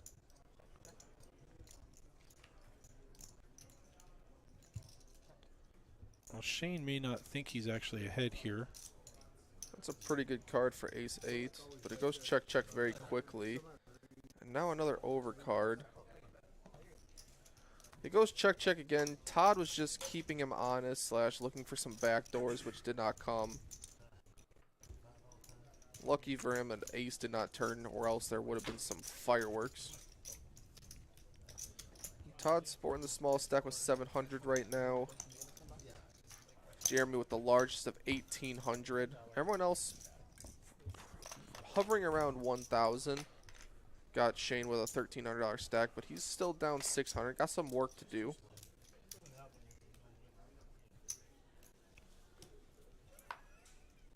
Having some conversations at the table is kind of nice. These players have been playing together now for a couple hours tonight, and a couple of them been here throughout the week. It is nice to see some camaraderie here, even though they are battling. We got a comment. Let's go, Marcos. And I agree. Let's go, Marcos. With the shades, you got to root for him. It's true. Probably some of his Instagram followers chiming in, see him play. Pocket 5, Sir Greg is going to call out of the small blind with the straddle on the button. King Deuce definitely in for Shane. Caesar's going to play the ace 6. Todd priced in, Queen 4 suited. Ted throws it in, and Marcos has the option. Just going to toss it in. Jack 7 to diamond, so we are 6 ways to the flop. Marco's going to flop a flush draw. The let's go Marcos comment clearly coming in clutch on this one.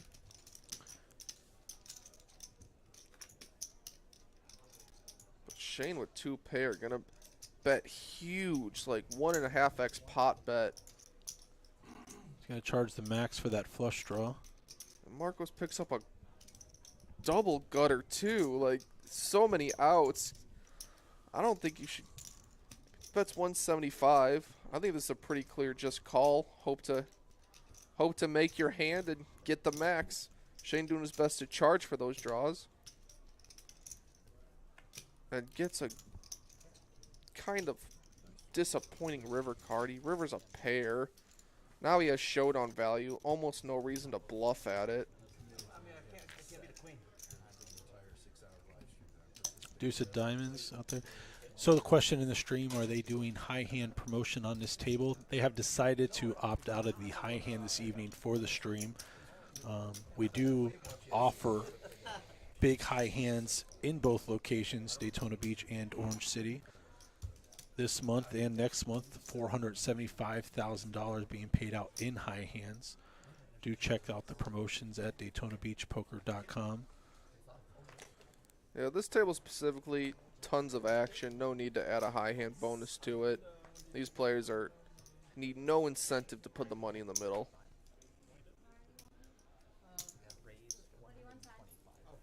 Jeremy, a pretty one. 8-9 of clubs. He makes it 35. Instantly gets 3-bet by the wildest person at the table who looks down at a premium. Let's see if he can use his image to his advantage. Is anyone going to give Shane credit for having a good hand? Todd's making the decision here. We haven't caught up with the graphics yet. Oh, ace-queen suited, Kyle. That's a fun one to just call with. I mean, you're against the specific player where you can consider 4-betting, and you probably should a lot of the time. Would not work out this time, and kings are ace magnets. We're going to see if they can avoid it this time. Jeremy is going to call. I thought Greg possibly can get in there with 6s, but maybe that's too much of a price to set mine. A lot of clubs out there. Wow, Jeremy has a gut shot straight flush draw. Todd's going to be pretty happy with the ace-queen of clubs. Jeremy in kind of a weird spot because he's assuming his flush draw is live. And he knows his 8 is the nuts, so he's got a decision to make. I see the all-in chip is put in place, and now Shane put to the test with the overpair with no club in his hand. Yeah, Jeremy's going to rip his gut shot straight flush. Shane possibly thinks he's up against a set there.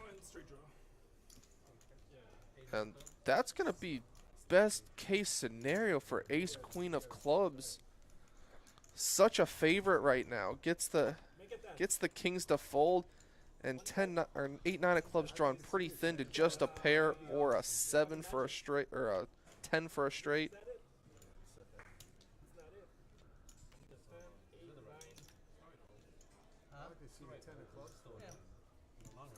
And they're going to do a second turn in river. Ace high wins the first one.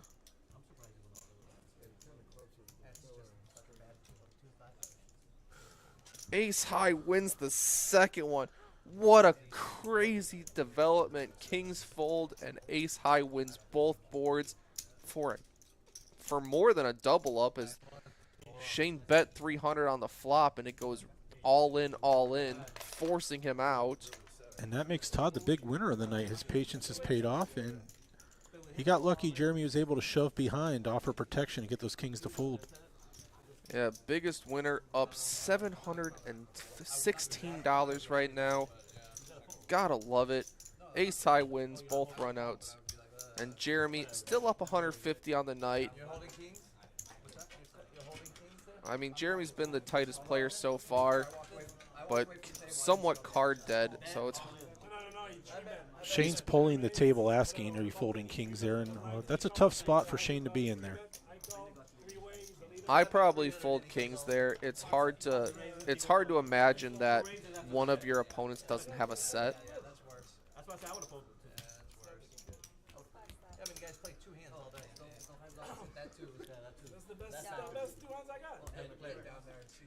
V-Pip in question here. Yeah, they're letting the discussion go. And like I said, Jeremy's been the tightest player at the table, which he was definitely trying to use his image to his advantage, represent a set, represent maybe ace jacks some of the time, pocket jacks. This time, you know, it's the semi bluff that's in the range of hands, and it's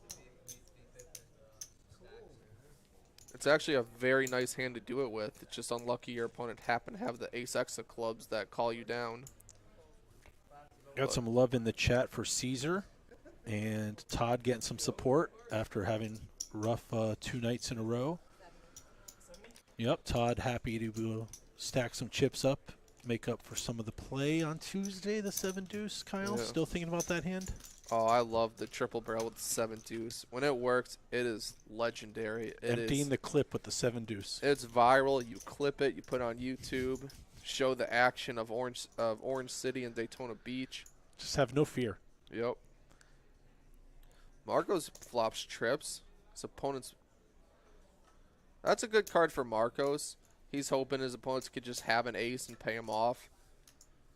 Jeremy seems to be a little bit steamed after the last hand. He's going to go for a bet with just a gutter. We're going to call that a semi-bluff, I guess. He does have a gutter, but not a lot of equity there. We're going to see a raise and probably take it. Yeah, Jeremy's trying to rep the ace. Marcos is hoping he's actually has it and goes for the raise as he checked back trips. Jeremy slows down, does not put in good money after a bad. Show an update on the VPIP. Shane's still up there around 80%. No doubt. Hasn't seen many unplayable hands this evening. And as patient as Todd's been, he's still around 50% VPIP, so Yeah, it's all about image. Yeah, Todd's been playing a lot of lower connected cards, which there's a fine strategy to it. Small ball. All your opponents are playing ace, king, king, queen, you know, jack 10. They're all overlapping each other, and you got the 4-5 off, and the board comes 4-4 ace. You're going to stack someone. Well, Kyle, we have played 50 hands already this evening. Seems to be flying by for these players. Yeah, they're, and we've seen probably 4 or 5 all-ins, so I'd say we have the right stakes and the right group of guys here. They're definitely willing to get it in. Makes me think this next half of play is going to be pretty exciting. Yep, the last few hands of the nights, the last few nights have always had some jams. And here everyone seems to miss. Marcos has a gutter to a 3. 7 gives him open-ended, so.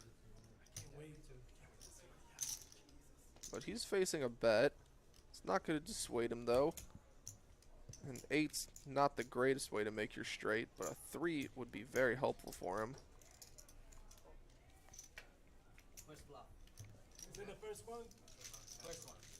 Marco's gonna bluff at it. Try to get his opponent to fold.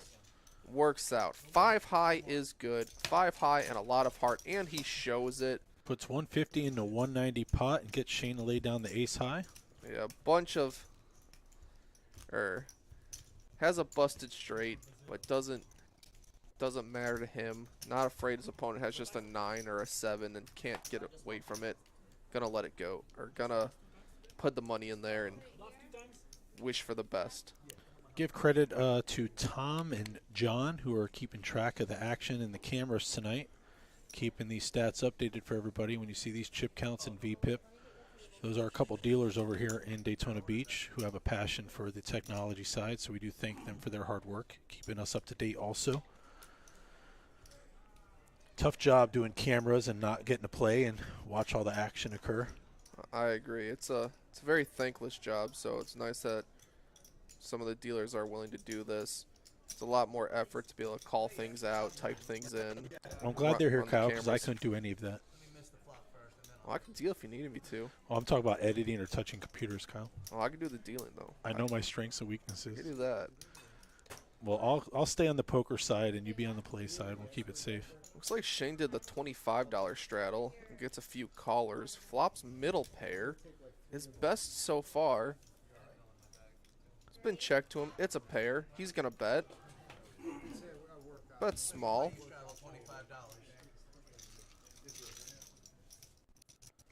I mean, he has a clear range advantage because he straddled the $25 and he got to check it back for free. He has only 2 cards. No one else should really have 5-3 or 10-3. He's got all the 2 pairs in range.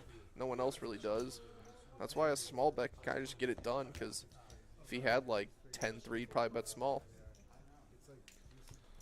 We have another comment. Go Todd, I am rooting for you. Yeah, Todd definitely on the uptick right now. Todd, you got some fans out there. Very happy to see your run good on the hand that happened a few hands ago. I had a poker buddy once tell me their biggest fear in poker, Kyle, was set over set on the flop.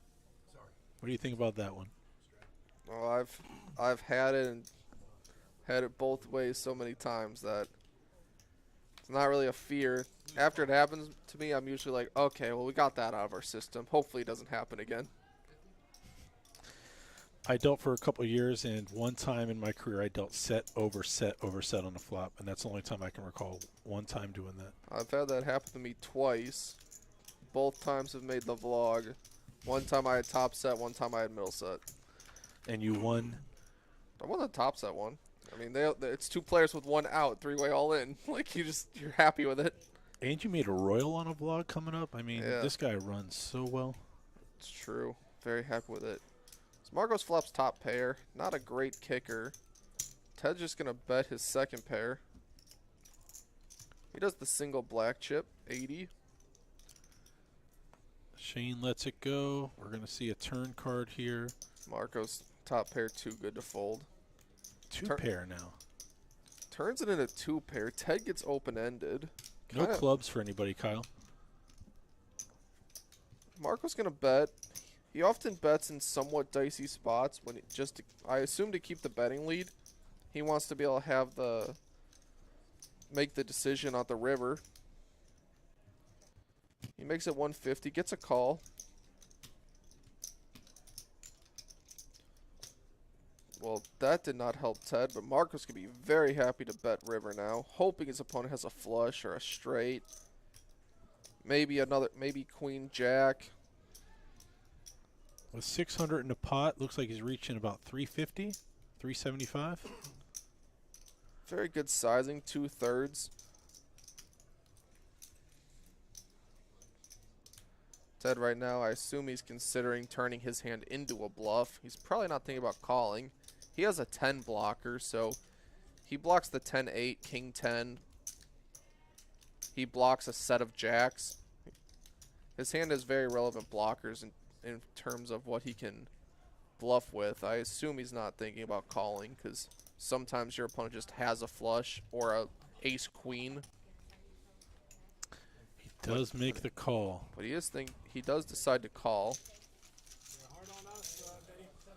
Unhappy news for Ted there. Yeah, he couldn't see too many hands his opponent would put money in all 3 streets. Putting him on like an ace-king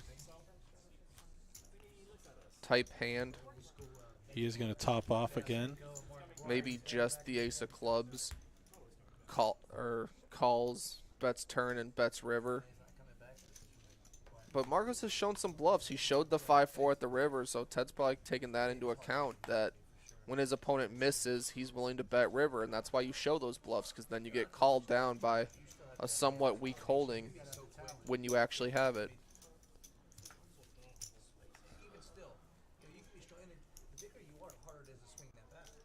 See some run bad stories about Jeremy getting set over set for someone in the chat. Unlucky for the person who has the underset. Always a tough situation to be in. Yeah, Jeremy's made the vlog before. He had aces into my kings. Disappointing for a full K, but you know, that's part of it. You know, I'd rather go to him than someone who's not really going to play with often or see again. So I'll have plenty of opportunities to battle back. Here we see second pair, just check it down. River 2 pair, but at that point, because of how many checks it's been, it's hard for your opponent to have anything to pay you with. So river goes check, check 2. Pretty reasonable. Queen high is not paying off a bet, but they might bluff at it. Like Marcos is leading the way to cross the 2,000 line tonight in his stack, and Todd right behind him. Caesar sitting in third. We haven't heard from Caesar much lately. I'm sure that'll change soon. He's about 28% VPIP right now, and Shane's still above 80%. Marcos right around 50%. So these players are getting it in. Definitely not afraid. Yeah, Caesar's stepped away from the table for certain periods of time, so that could be affecting his VPIP a little bit. Jeremy opening the king 10 off.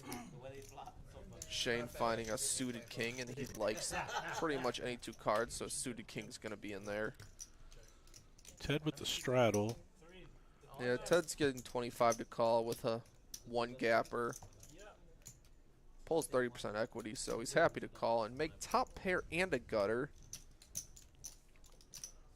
gets to play on the button when checked to him. Has to bet huge. Like, these opponents are calling so wide, he can pretty happily bet his top pair here. Gets a customer out of Shane. Gutter in and over. Hits his gutter. Ted is not running very well tonight. And Ted does not want to make a second pair.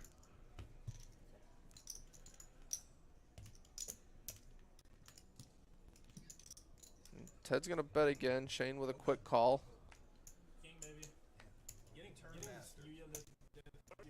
Shane checks to Ted. Shane probably thinks he's good here.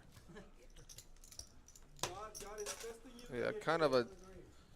It's an opportunity for Ted to bet on that ace, but he obviously doesn't know his opponent turned to king. Shane could have just as easily had ace-7 and check call, river top pair. So pretty dumb run out. Ted pretty happy to bet top pair and a gutter. Just unlucky that his opponent turns an even higher pair instantly. I'm going to nominate Rick as like our moderator tonight because he put the info in there for us. Thank you, Rick. Jay LaRosa at DelawareNorth.com if you're looking to get in a future stream. That is Joe LaRosa, the poker room manager here at Daytona Beach Racing and Card Club. Kyle, you got a big fan there, a local in Daytona playing the tournament on Sunday. I don't know if you're making it back. I think the wife let you out of the house for 3 days. You probably got some man chores or whatever they call them. I'm sorry. Honey-do list. Sorry, my actual plans right now is I'm gonna be playing in Orange City tomorrow during the day, pretty much most of the day, and then after that I'm heading back to my home, so I will not be around on Sunday, unfortunately. Although I did hear about the satellite, I felt I wanted to play it, but I'm just not in the schedule for right now. Have more editing to do. And your honey to-do list. Yeah, I have that too. Maybe get a tattoo. Greg gonna 3-bet. Greg's been pretty tight. He's gonna have a wide 3-bet to 300, and it's probably gonna work against Marco's exact holding.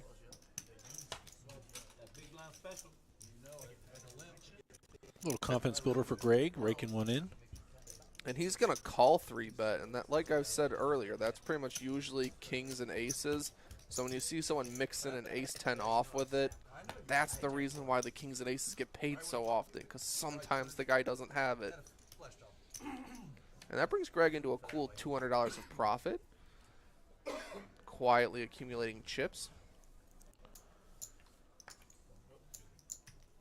Casey getting a little quiet. Like to see him wake up with a hand here. An ace deuce, probably not good enough for him. Yeah, not going to do it, especially in the small blind with button straddles, so technically under the gun. Maybe he should switch seats with Shane, or is it the card distribution not working out that way? Well, Shane plays the Jack-9 off. It's all the way to Ted. Ted's down. He's going to be happy to 3-bet the queen, the ace-queen. That's a healthy hijack. 3-bet to 200. If he sees these opponents calling with any 2, he just witnessed Shane call him down with king-7. So he's happy to size up huge here, especially because he's probably going to get a caller out of Shane. And he's got a pretty good hand, or he's got a premium against that specific opponent. That was painful for Greg. I have it written here that 8-3 is his favorite non-playable starting. Oh, no, not 8-3. Or non-premium. So he's probably a little disappointed. He knew we would joke on the stream that he did not put the chips in with the 8-3 for $200. Oh, no. Oh, bottom pair for that trade. Action flop. Top for Ted. Shane has an open-ended. Ted's been running somewhat poorly, so I sure am rooting for him to not run bad in this one. Has to put in the second barrel. Clubs are out there. The open-ended. Your opponent can just call with queen-7, honestly. So the graphics hasn't caught up for us, but we did verbal here, the all-in call twice. Ted has great opportunity. Great chance to get a lot of his money back. $640 a piece. $1,400 pot. See if Ted can hold. 4-1 favorite. Got to dodge some kings and 8s. First one, Ted.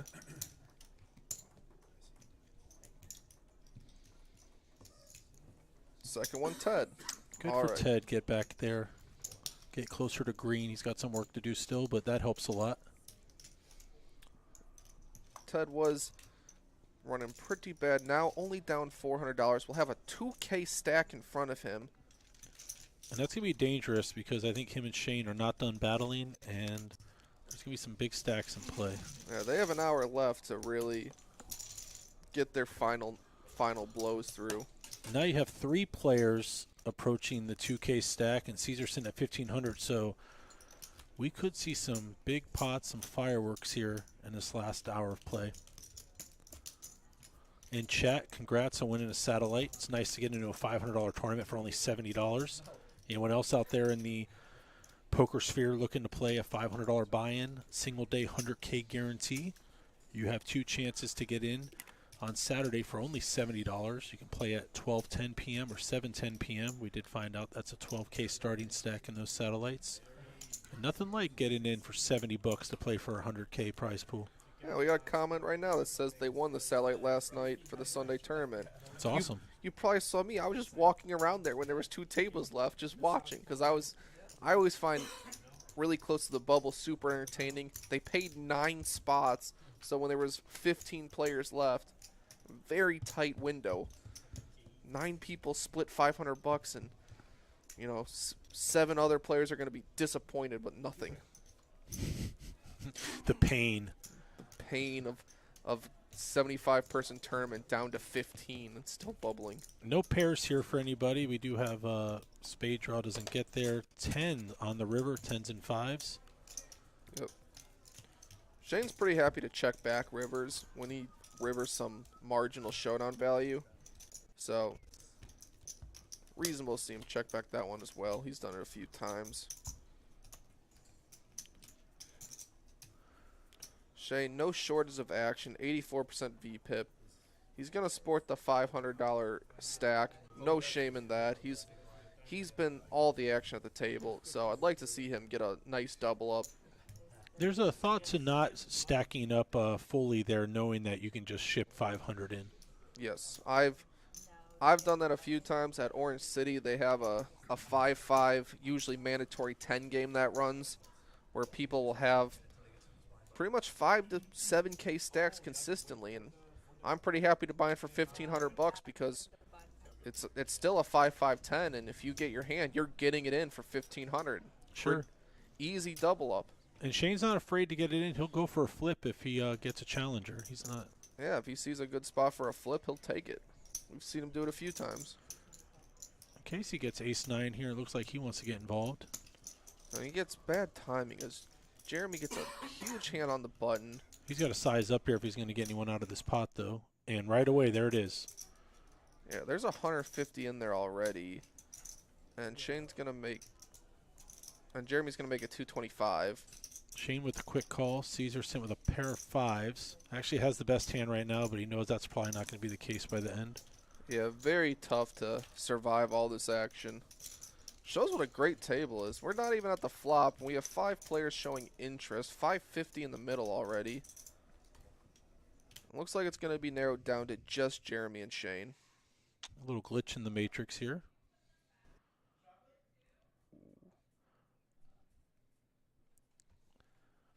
Don't know if you can hear us still at the moment, but we have lost our feed for the moment. We are going to see if we can get some assistance here. Yeah, we're unable to see right now. If you can hear us in chat, we're going to talk with you, but right now we are not seeing any footage. Guys, we crashed over here, I think. Is the server... You can hear us? That's cool. So the players are still playing. They are not aware of the action lacking on our screen, but you do have Dr. Kyle Fischel here with Ryan Unger. We're happy to chat with you. Keep us company. Yep, Yeah. You have a black screen? Well, that's Yep. what we're seeing. So We hope they're going to reset it pretty quickly in here. yeah, we do have an hour left, and we're hoping to finish it out with you all strong. Only hear, no picture. Well, you're on the same thing we are, so thank you for chatting with us and keeping us company in here. Yeah, please bear with us as we get this sorted out as quickly as possible. This was a whole week of test streaming with some new equipment, so we were anticipating a couple issues, but that's okay. We have a crack team here to get on top of it. Doing a great job so far, and hopefully get us back on track quicker than not, but you can hear us. So we can hear Kyle tell bad beat stories. There's nothing wrong with that. Kyle, do you want to share any bad plays or bad beats over the last 2 days of playing here? Well, Or 3 days? today on the King Jack 764 board. All right, we got it. Wow, no one wanted to hear your bad beats, so Yeah, they it came- luckily saved us. Came right back on. We don't have instant replay available. There's no VAR, as they say in soccer, but we are going to see. Still having some issues. I jinxed it. Back That's to my the fault. bad beat story. We got Bill asking you a question in chat, but Bill, your comment is hidden for the moment. We'll get to it in a second. Oh, he's asking if you think 2 to 800 range is enough for a 2-5 game. I think it's fine. Like, I personally like a 1K max, but I typically don't buy in for the max all too often. I typically buy in for 7 or 800, partially just because of my experience at Orange City and just kind of having that as my norm. But, like, 800 is super comfortable for a 2-5 game. You also have a 5-5 option, and they Yeah. do run 5-10 in other games upon request. So there is the opportunity to play different sizes. Yeah, 5-5 is, you get a lot of people that will buy in for like the 2K, 3K level. So it's a little bit harder to have a comfortable, like, regular 2-5 level game. You have to just kind of understand that you're playing deeper. One thing you did is you created that middle gap between the 1-2 and the 2-5 and decided, hey, when I do my meetup games, let's play 1-3. I can get more people in. And Yeah, we wanted it to be an opportunity for like 1-2 players to be able to play comfortable at a 500, or maybe some 2-5 players that have been having some bad beats recently, be able to go down with just a $500 buy-in. Because if you play 2-5 and $800 max, you could drop 3 buy-ins in a day pretty consistently, which, you know, if you're dropping 2K a day, it can grow pretty extensively, and that's from, you know, just some run bad and we're finding out that this is actually going to be an internet issue that's not on us. It's going to be a provider issue. They're going to keep working on it. They are able to remote into these computers and help us with the tech. But while that's happening, they are still playing, and the stacks will be updated when we do pop in and out and be able to catch you up with some of the action. But there is an hour left, and our goal is to be with you for this hour. So we'll keep chatting away here. We can quickly mention the tournaments coming up in Orange City so you can hear my voice for a moment. We have the Sunday 100K guarantee, 500 buy-in. Like we said, there are 2 satellites still available for that this Saturday. Yep, they are working on this tech stuff in real time to get this fixed. We also have March 11th. That's a Saturday 50K single-day tournament for $300. And then I have the dates here. We're looking at March 30th through April 3rd is a 100K guarantee, and that's only $200. And we are saying that will be a 3-day tournament. 6 flights for day 1. Day 2 will be Sunday, April 2nd. And on the 3rd, it'll be a live stream final table. So look forward to seeing you all there and maybe make a final table there. $200 buy-in, 100K guarantee. That's pretty strong. You're looking at a big field for that. And no guarantee here has been just the guarantee lately. We've been crushing it. So we are coming back and forth on this Better Pair Internet bill. Unfortunately, these things are not ours to control. We do have to rely, like you do at home, on internet providers. Delaware North is a very big company, but they do not own the internet service. So unfortunately, we don't have any input on that. We are hoping for the best to get caught up real quick. yeah, I'm only somewhat knowledgeable on poker and poker tactics, not really internet connectivity. I typically call an IT hotline, and they ask me to make sure the equipment's turned on properly, and sometimes that works. I plug it in. Yeah, can you unplug it and plug it back in? It's typically what I get. And then you have to play it off and bluff and be like, yeah, no, I already did that. You definitely don't want to look silly to the person getting paid to make fun of you for not having your equipment turned on properly. Yeah, that's not the issue. Operator Something else. error. Operator error. So, Kyle, what other hobbies do you have? Do you have any other things that you're hiding from us? Comedy routine? Are you becoming a tattoo artist? What do you got going on? I pretty much just play poker. Sometimes I play video games. Oh, What- yeah, you're a gamer, huh? Yeah, I'm liking Overwatch right now. I played the Is new. that a first-person shooter? I'm kind of out of the loop. Yeah, Overwatch is.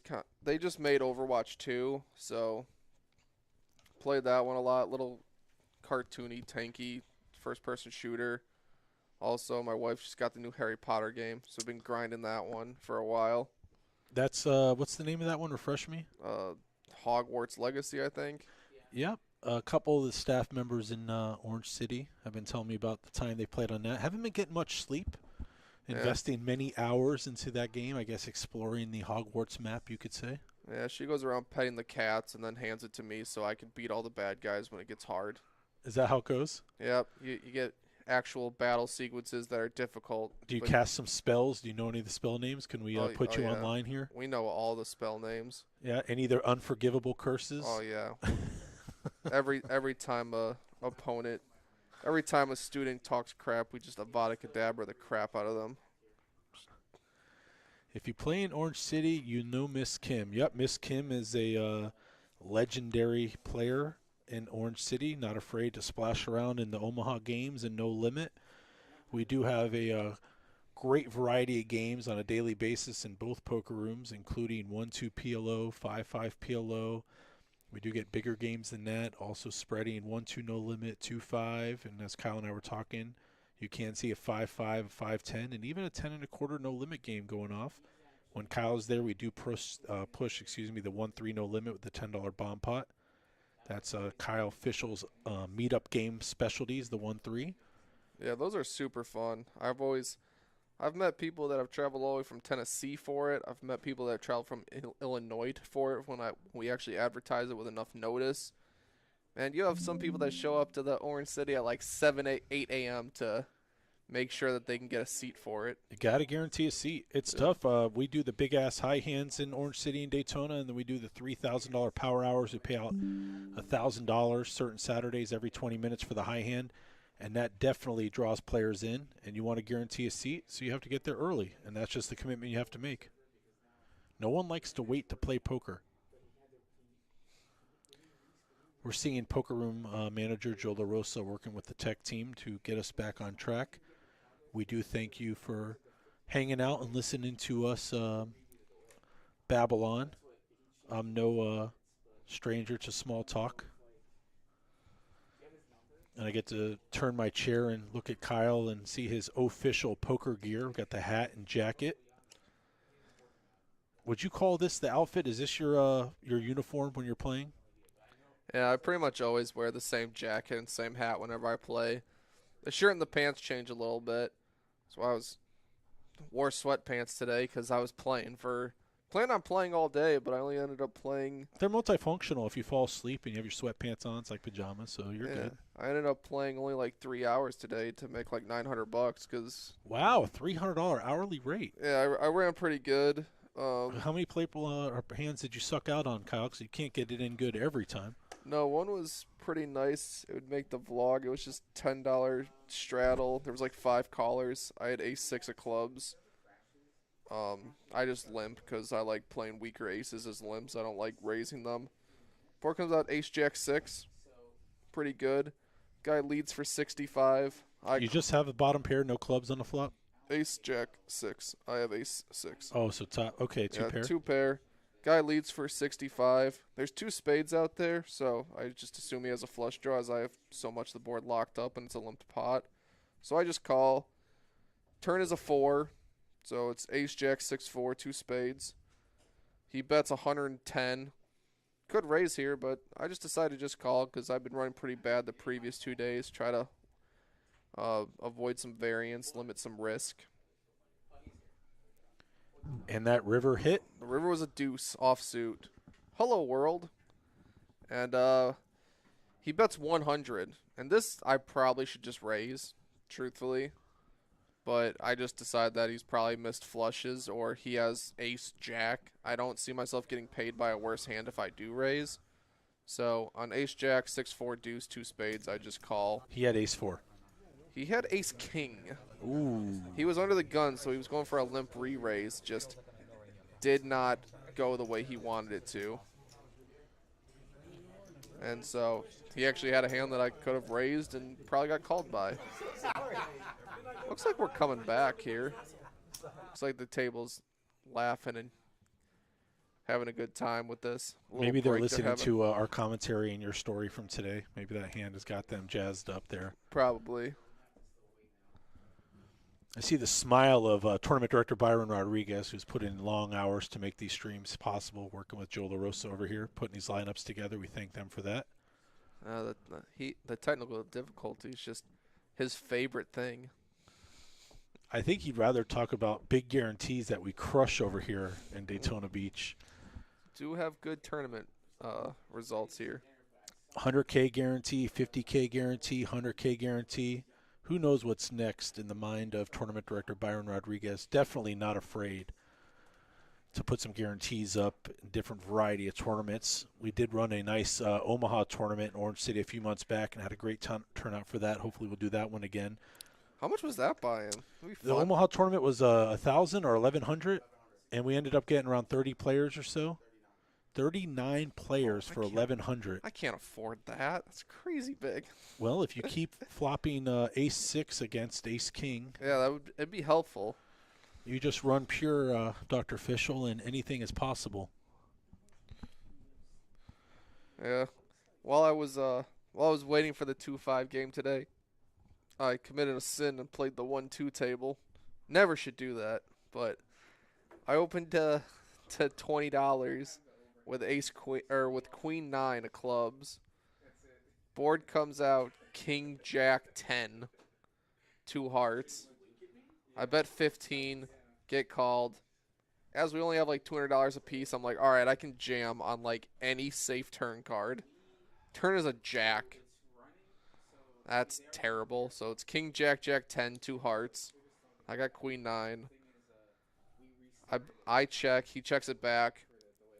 River's the 4 of hearts. So it's queen jack jack 10, 4, 3 hearts. And I got queen 9 of clubs. I decided I'm just going to bet 25 and I have a value hand. Maybe 3 jacks could pay me off. Maybe ace king, king queen, things such as that. He raises to 60. And I just like shrug fold. I'm like, 1-2 is the worst. This is terrible.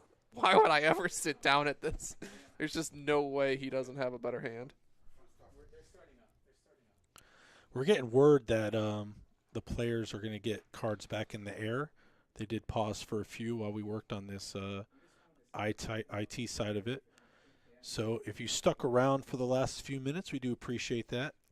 You will get about another hour of Dr. Fischel analysis. And you'll get my eternal gratitude. And you can take that to the bank. Can't ask nothing more than that. We're just turn on ourselves while this is happening. Yeah, I don't. Well, I mean, you can. We can Jeff Blatt it and show ourselves. There I am. You have to come in the frame. Good evening, everybody. I don't know if we're in here or not. I mean, Lavender. Yeah, you can look at us while we handle this. If you can see us, I don't really know if you can or not. But well, that's possible. Yeah. Yeah. Well, that's us right there. When I was a child, I was always told I should be seen but not heard. Now it's the opposite. Now you're seen and heard. Possibly. And we're the only thing seen. Maybe. Possibly. And I didn't shave, so I'm feeling a little bad about that. Yeah. Sorry about that. Wow. This is what I'm like. I was being very casual before you put the camera on. I had my chair turned, and I was checking out the official poker gear. Well, now you have to look right in the camera. I do have one of those hats. Like I said, it's in the car since I did bust a tournament in Vegas with that hat on. You have to smile, possibly do some juggling. I'll get you some water bottles. Yeah, there's a reason I'm not involved in the carnival, and I'm in here in the booth. Oh, we can bring you out there. I'm sure they'll audition. It's right out the window. I'm wondering if we can get a food runner to grab us some treats from the carnival. We got a what's up, Ryan, so I'm guessing they can see you. Hey, Brett, he's an arm wrestling champion, so we definitely want to give him credit. We don't want to get beat up.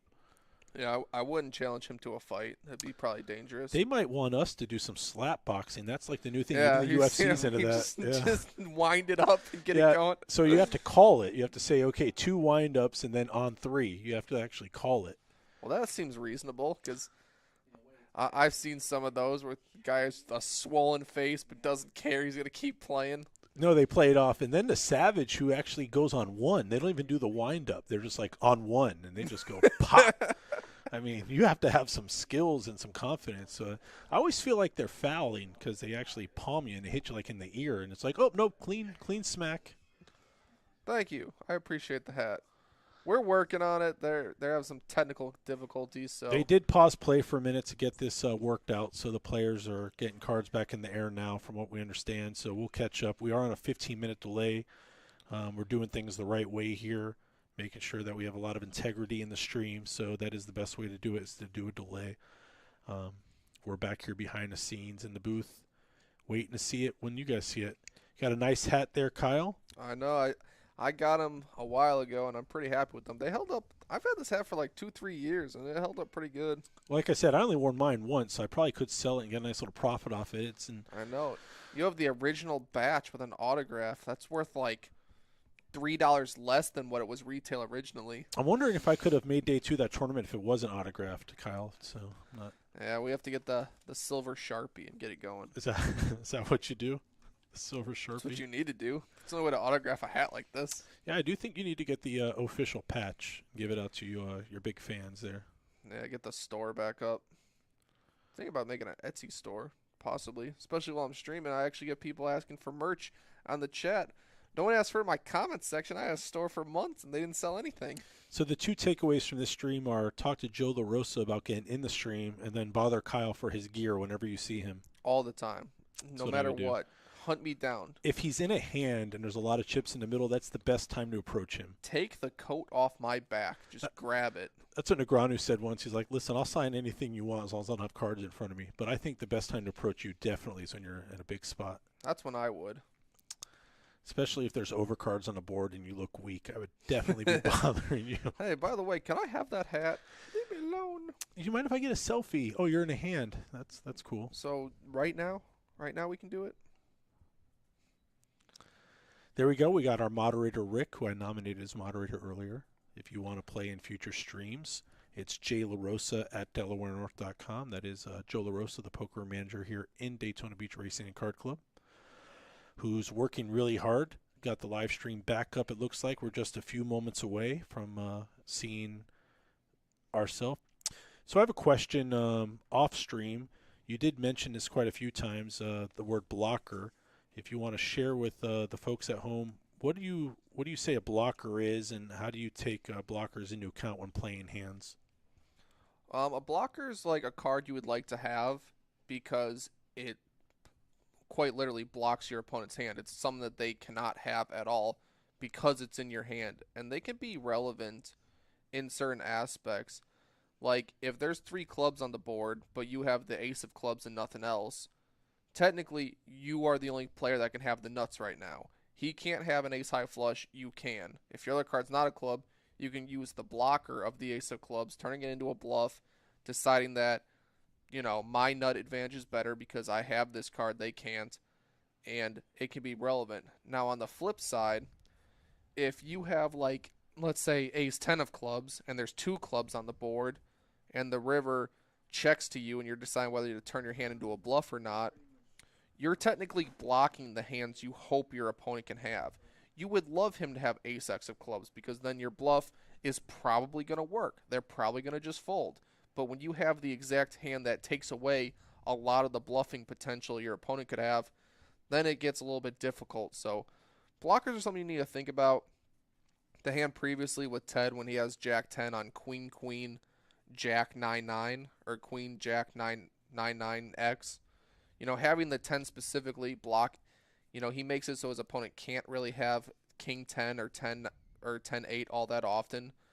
Because he has a single jack, he takes away his opponent having pocket jacks for a full house or queen jack a lot of the time.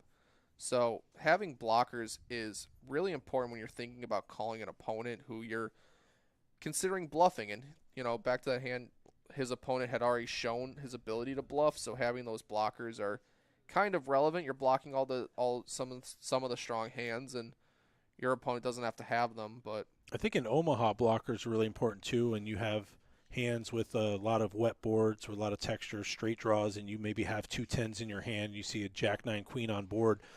you know if someone's betting in you that you're blocking a couple of those 10s, so they really probably aren't betting that straight, or you're taking their odds away of hitting that hand.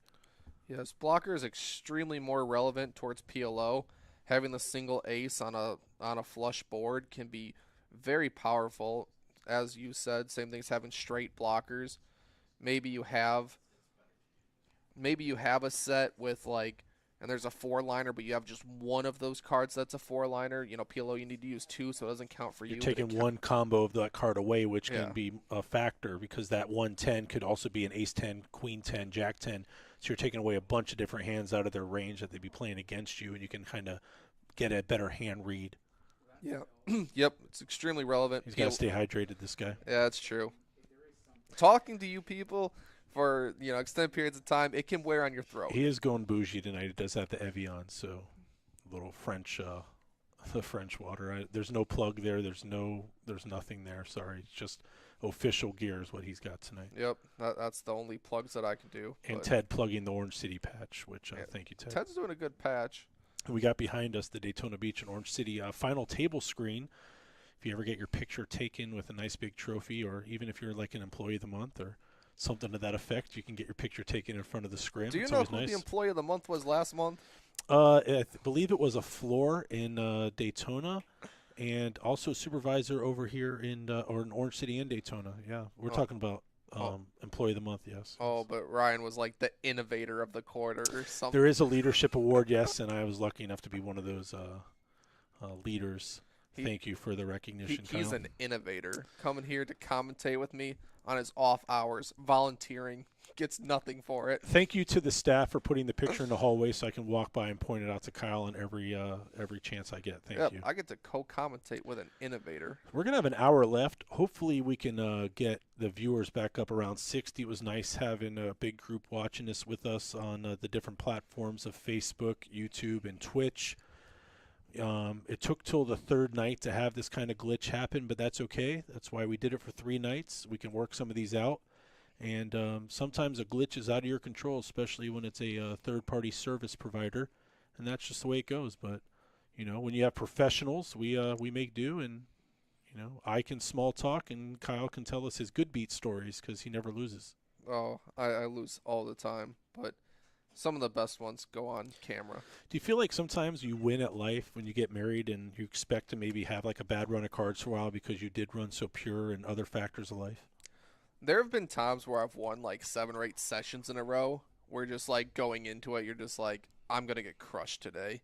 Like I've been running too good. There's no chance. And then it goes like one more time good. And then the crushing happens right at the point where you're just like, nah, it's fine. I run great. Did you ever get pulled over and you don't get a ticket and you're like, oh, that's my run good for the day. I probably shouldn't get in like on any flips today. No, because my license plate actually says my poker wins paid for this car. So every time I pulled over, I just know that he's gonna be like, this guy's a terrible person. He's gonna give me a ticket so clearly. Like there's no chance. Well, when you get 40,000 views on YouTube, I guess you can get a red Ferrari. You're always gonna get a ticket and a red Ferrari. No, I got an orange car because that's fun. Orange City, orange car. You gotta go back to the roots. My wife's trying to convince me to get a wrap with like my logo and poker chips and cards and stuff. Can get a nice one for like $3K. Not sure it's happy super wife, happy worth. life. I would do whatever she says at this point. Yeah, I'm not sure it's super worth, but it's definitely a consideration. You know, maybe one day when you make $5K in a day, you can just splurge on a wrap. I like Omaha wraps. Yeah. You got any tournament tips, Kyle? I know that you've actually cashed in a tournament in Daytona in the past, and tournaments aren't your preferred game, but you do dabble. What kind of tips do you have? Biggest advice for a tournament is tighten up even higher than you would in a cash game. Like in a tournament, you really can't play like 8-9 suited, 7-6 suited. You're really just waiting for ace jack minimum or better to just min raise and hope to take the blinds. You're just trying to take a blind or two every lap. You want to get 1 or 2 hands that you can just steal. Find the players. Watch players very closely. Watch the ones that are overfolding. Watch the ones that are overcalling, and then navigate that way because it's very clear when a player's playing super tight and just trying to crawl into the money, they're the blinds you want to attack. Like, attacking blinds really isn't a thing in cash games because you're just, kind of playing your hands, hoping to connect a little bit and doing some post-flop poker. In tournaments, usually you're done by the flop. You're either already in or you know how the hand's going to go. So, tighten up, identify the players you want to attack their blinds at, and then really know how people are playing as well, because you can talk at the table. I know I've spent some time in tournaments where some people, their only goal is to min cash, while other people, they play for the win. Me personally, I go for the win. I'll take a risk early to try to build a stack to be able to play to like the final table. I'm not trying to crawl over the money bubble and fold my way into a min cash. But based on my results, I think I've played a total of like quite literally 9 or 10 tournaments, and I've actually cashed in 3 of them, even though my Hendon mob only says 1. And one of them, I was $100 daily with like 50, 60 people in it, and I chopped first place. So that was super fun. Probably should have played more tournaments after that, but without a trophy or a bracelet up top, I just don't feel the urge for the tournaments. Well, I'd say my advice would be take a shot. Tournaments are fun. You're in a cash game, you can be 2 or 3 bullets in. In a tournament, it could be 1 bullet. You know what you're going to win. You know what you can lose on it. Take a shot and play something that's a little out of your comfort zone also. It's a good chance to get experience. If you can find sit and goes, play those, because those are like playing final tables. That's fun. And one thing also I'd say is a lot of people will sit there and they have an image that they're trying to portray. Don't always rely on people paying attention. You can pay attention, but don't always rely, hey, I haven't played a hand for 3 rounds. I'm going to try and steal and make it look like aces. You can pay attention, but you have no idea what other people are thinking. So keep that in mind and don't rely on how you're trying to perceive yourself and what you think that they think, because it doesn't always work that way. But paying attention is free, and you definitely have that edge if you're watching who's putting chips in, who's deciding to play hands out of position, who's not afraid to splash around. That's what you definitely want to be on the lookout for in tournaments. Don't rely on hoping, oh, I haven't played so long, they're going to give me credit, because they're probably not going to give you credit. Well, I hope that does help you on Sunday. Hope you... if I was here, I would have been in there, like, truthfully. It looked like such a good It's deal. worth taking a shot for a $100K guarantee that you know they're going to probably get $150,000 in the prize pool. And it looked so much fun. And I was playing tournaments mostly when I was in college. I just kind of grinded cash for the purpose of getting a buy-in for like a $250 tournament that Daytona had all the time. And that was kind of my thing. But they only had it once a month, so I knew that I had a whole month to play 1-2, grind $250, and play the $250 tournament. And that tournament still runs, and now it has a $20K guarantee or whatever it is, and that's a nice structure. It's more of a deep. You're going to play all day and get your money's worth. And sometimes you play in a turbo where you don't have a lot of time to make decisions or wait around. Yep, and that's what it was. It was one day, and I decided that when we were at the final table with 8 people, there was an open, and I just decided that for some reason 8-9 suited. This guy was opening really wide, and I thought he didn't have it, but he had kings. I was plumb surprised, and 8-9 did not hold or suck out, whatever you'd like to call it, and I did not need to push that one the way I did. But you learn from it. That's why sit and goes are so important, because it is one price, and it is almost like playing a final table, and those are great ways to get quick experience. You don't see a lot of sit and goes around anymore, so if you do get a chance to play a sit and go or a satellite, definitely take that opportunity. Satellites are a great way to get tournament experience and also win a bigger buy-in. So for $70, for instance, on Saturday, you can win a $500 seat. So now you're invested for $70 and have a chance to play for a huge prize. And even if you min cash that $100K guarantee, it's a $500 buy-in. So the min cash probably could be anywhere from $800 to $1,100. So you're turning $70 into $800. There's nothing wrong with that. Playing to win and you fall into a min cash, hey, take it. Stack it up, put it into the next one. Would they run a sit and go at Orange City Daytona if you asked for it? Absolutely. They do have sit and goes in the system. They're happy to run them. With high hands being so big and having 475,000 monthly high hands, a lot of players come in and they want to play, for a chance to win a $1,000 high hand or $599, whatever it is that day. Sit and goes run a little bit less. But there are times where people come in with a group, hey, can we run a sit and go. We got some buddies. Maybe there's a couple other players who want to play in. I do think that, That'd be fun. yeah, bring some friends in and try it. It's a good opportunity. Oh boy, we're 3 minutes from being back live. Sounds good. Real quick, to answer your question, and Kyle probably has more information. One of the great books on poker tournaments was written by Dan Harrington, and Waiting for Premium Hands and Getting Blinded Out. They have a formula he uses where it tells you how many rounds you would have before you're forced to play a hand, and kind of explains when you should make moves with what holdings. And I suggest for some fun reading, check out Harrington on Hold'em. His tournament stuff is very good. Kind of changed poker after the Moneymaker era. I think Harrington made 2 final tables, like in 03 and 04, which was unheard of at that time. Before, what's his name, Newhouse, or one of the young guys did that a few years back too in those huge fields. So, am I getting a thumbs up that we're going to be live here in 2 minutes? Cool. So we have a 2-minute countdown. I don't know if you can see that. I think you probably can. We'll probably take the camera off of us when that happens, but it looks like we have less than 2 minutes, and we'll be caught up in our delay of 15 minutes, and we'll see how long they're going to play tonight. But we're here with you for that duration, and we thank you for gutting it out with us. We're sitting at 36 viewers. Marco's asking what happened. I think we had a disruption from Spectrum, internet, something like that. It happens. It happens. But, you know, we had 3 nights of testing, and to have a half-hour delay out of the 3 nights is not so bad. So we're happy to get back on track, and we're learning from all of this. And we thank you for learning with us and being patient.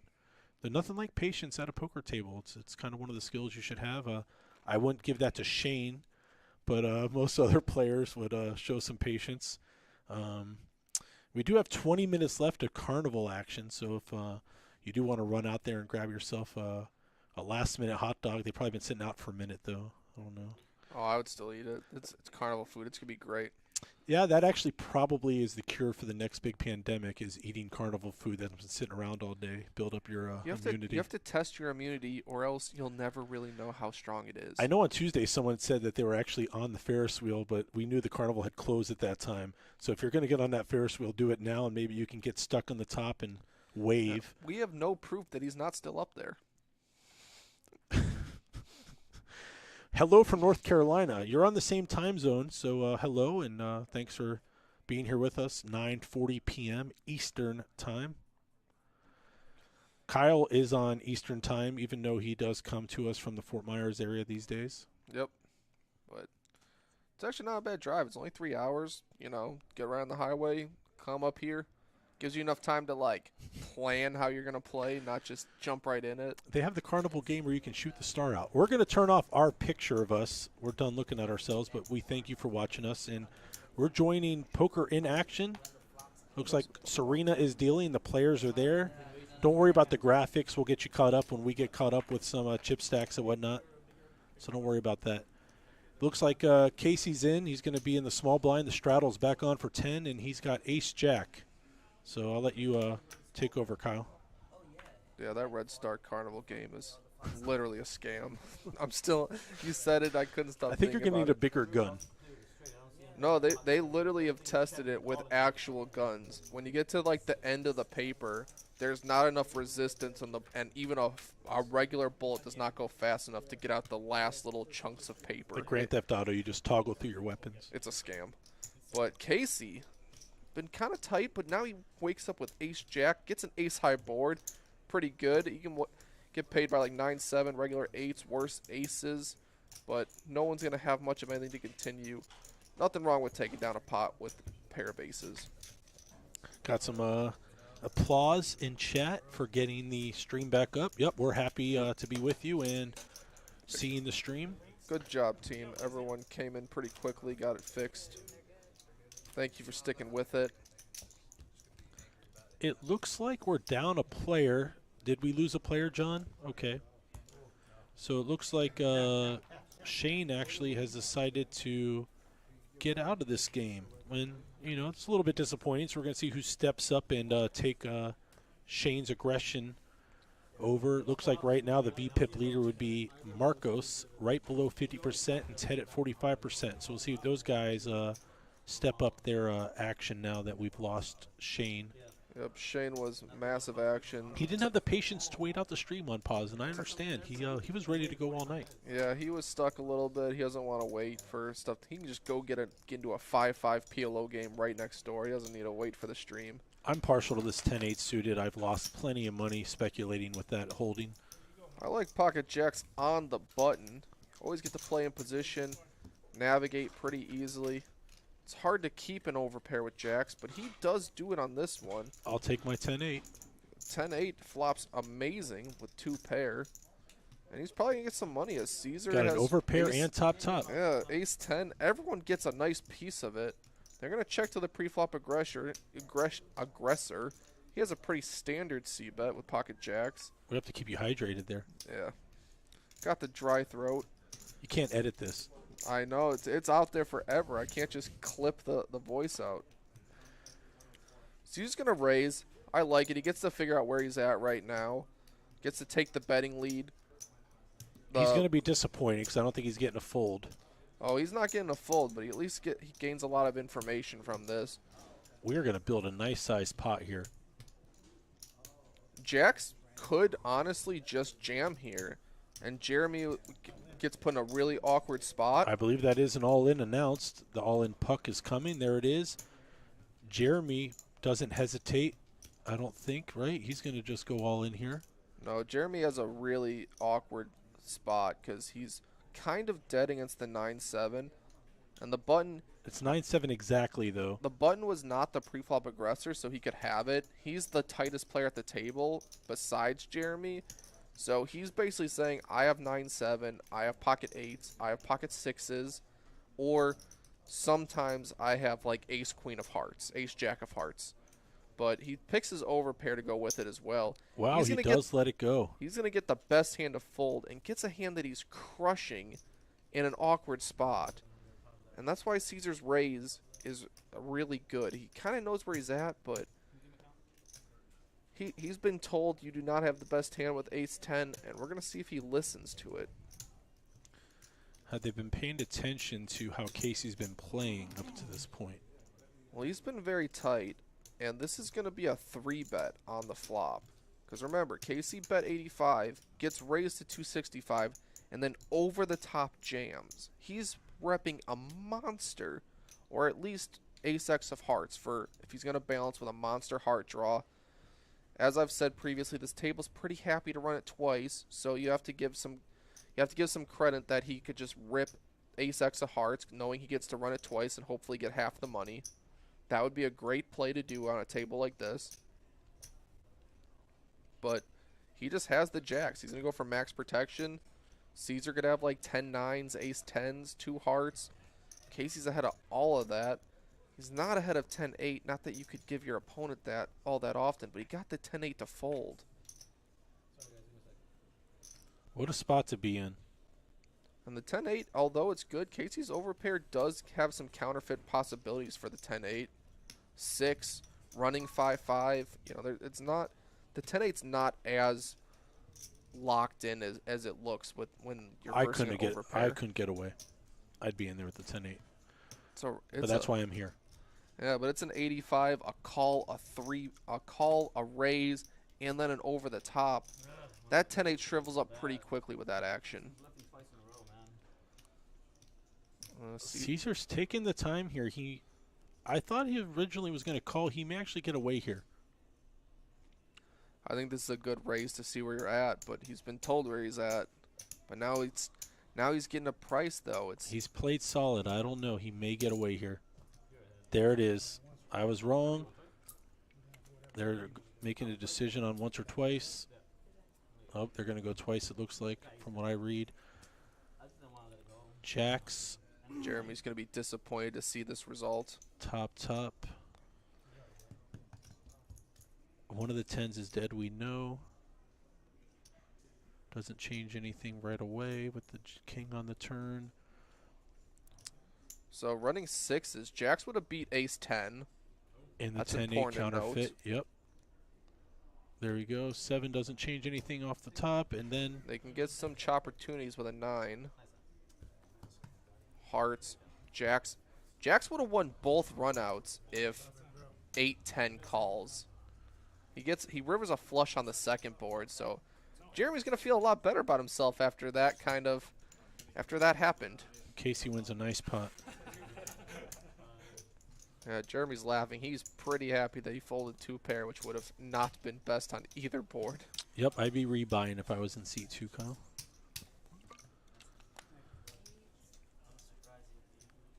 So as they get that figured out, it looks like Casey is now nearing 3,000 with that big pot. Ted right around 2,300. Marcos at 2,200. Yeah. Caesar now is going to be down about 1,000 on the night after this one. Yeah, most people bought in for a K, so seeing several stacks nearing 3K shows how action-packed this table is. And Caesar's going to top off here. Knows that there's Plenty of time left. yeah, I'm guessing they probably have 30 to 45 minutes. I'm not sure if we have a decisive answer on that yet. We will find out. Back up to about 45 viewers. Thank you for sticking around or coming back. I know we have a couple platforms we're showing this on Facebook, YouTube, and Twitch. We are happy to have you with us. We did have a little glitch, but we are back and in action. And we have a great setup here. Some things are out of the control of our team, and they bounce back and get it going. Caesar's going to top off, instantly buys for a full 1,000 on the table. And I think those chips are going to be in play. Yeah, he's gonna put them to work pretty quickly. The last few nights they have picked a random amount of hands to finish the night with, so we'll see when that happens tonight what kind of action we do get those last few hands. You said there was plenty of action last night. Several all-ins when those hands happen. That's great. Everyone wants to take the last hands and turn their night around with them. Casey on a bit of a heater. Pulls an ace-jack. Gets only one customer with ace-5. And Ted's going to be out of position with a suited ace. Gonna find some clubs and a gutter. He's probably going to raise this board if he gets bet into, but Casey might choose to take a free card. Now Ted with just an ace high, but a ton of value. I expect him to go closer to pot with this one, 80. He goes a little bit over pot, I think 85. Discipline lay down there, just ace high. Yep, Ted had the equity there. Yeah, Ted bets pot with a hand with actual no showdown value, but a lot of potential, and gets a fold. So. And speaking of blockers earlier, Casey really didn't have anything there that would be considered blocking, so not much to work with. Yeah, he doesn't really have a hand that he wants to continue with, because some of the times your opponent just has a king and is betting to protect against the flush draw. And if that was the case, you're drawing to 3 outs, so it's pretty bad to call a pot-sized bet with, 3 outs for comfortability. Everything else, you would never really know where you're at on the river. We got 60 from Ted there. Graphics are slightly behind. Okay, King Jack. Ted's saying it's my time for a heater. Oh, they're saying 40. I guess I can't see the color there. That's fine. So 40, we're going to be multi-way to the flop here. And a set of fives. No jinx. You got that one. Yeah. Bottom set there for Jeremy. He doesn't really have much to be up against here, so I don't know what kind of action he's going to get. Yeah, unlucky for him. You're hoping your opponent has a queen, a flush draw. That's about 90 there, and just going to get that through. Yeah, maybe 6-8. Yeah, he looks a little bit disappointed. It's hard to flop a set. Four-handed flop in a set, you hope someone hits something there, but not too strong. You do want to get a call at least once. It's a very draw-heavy board. A lot to get value from. Disappointing when you can't find any.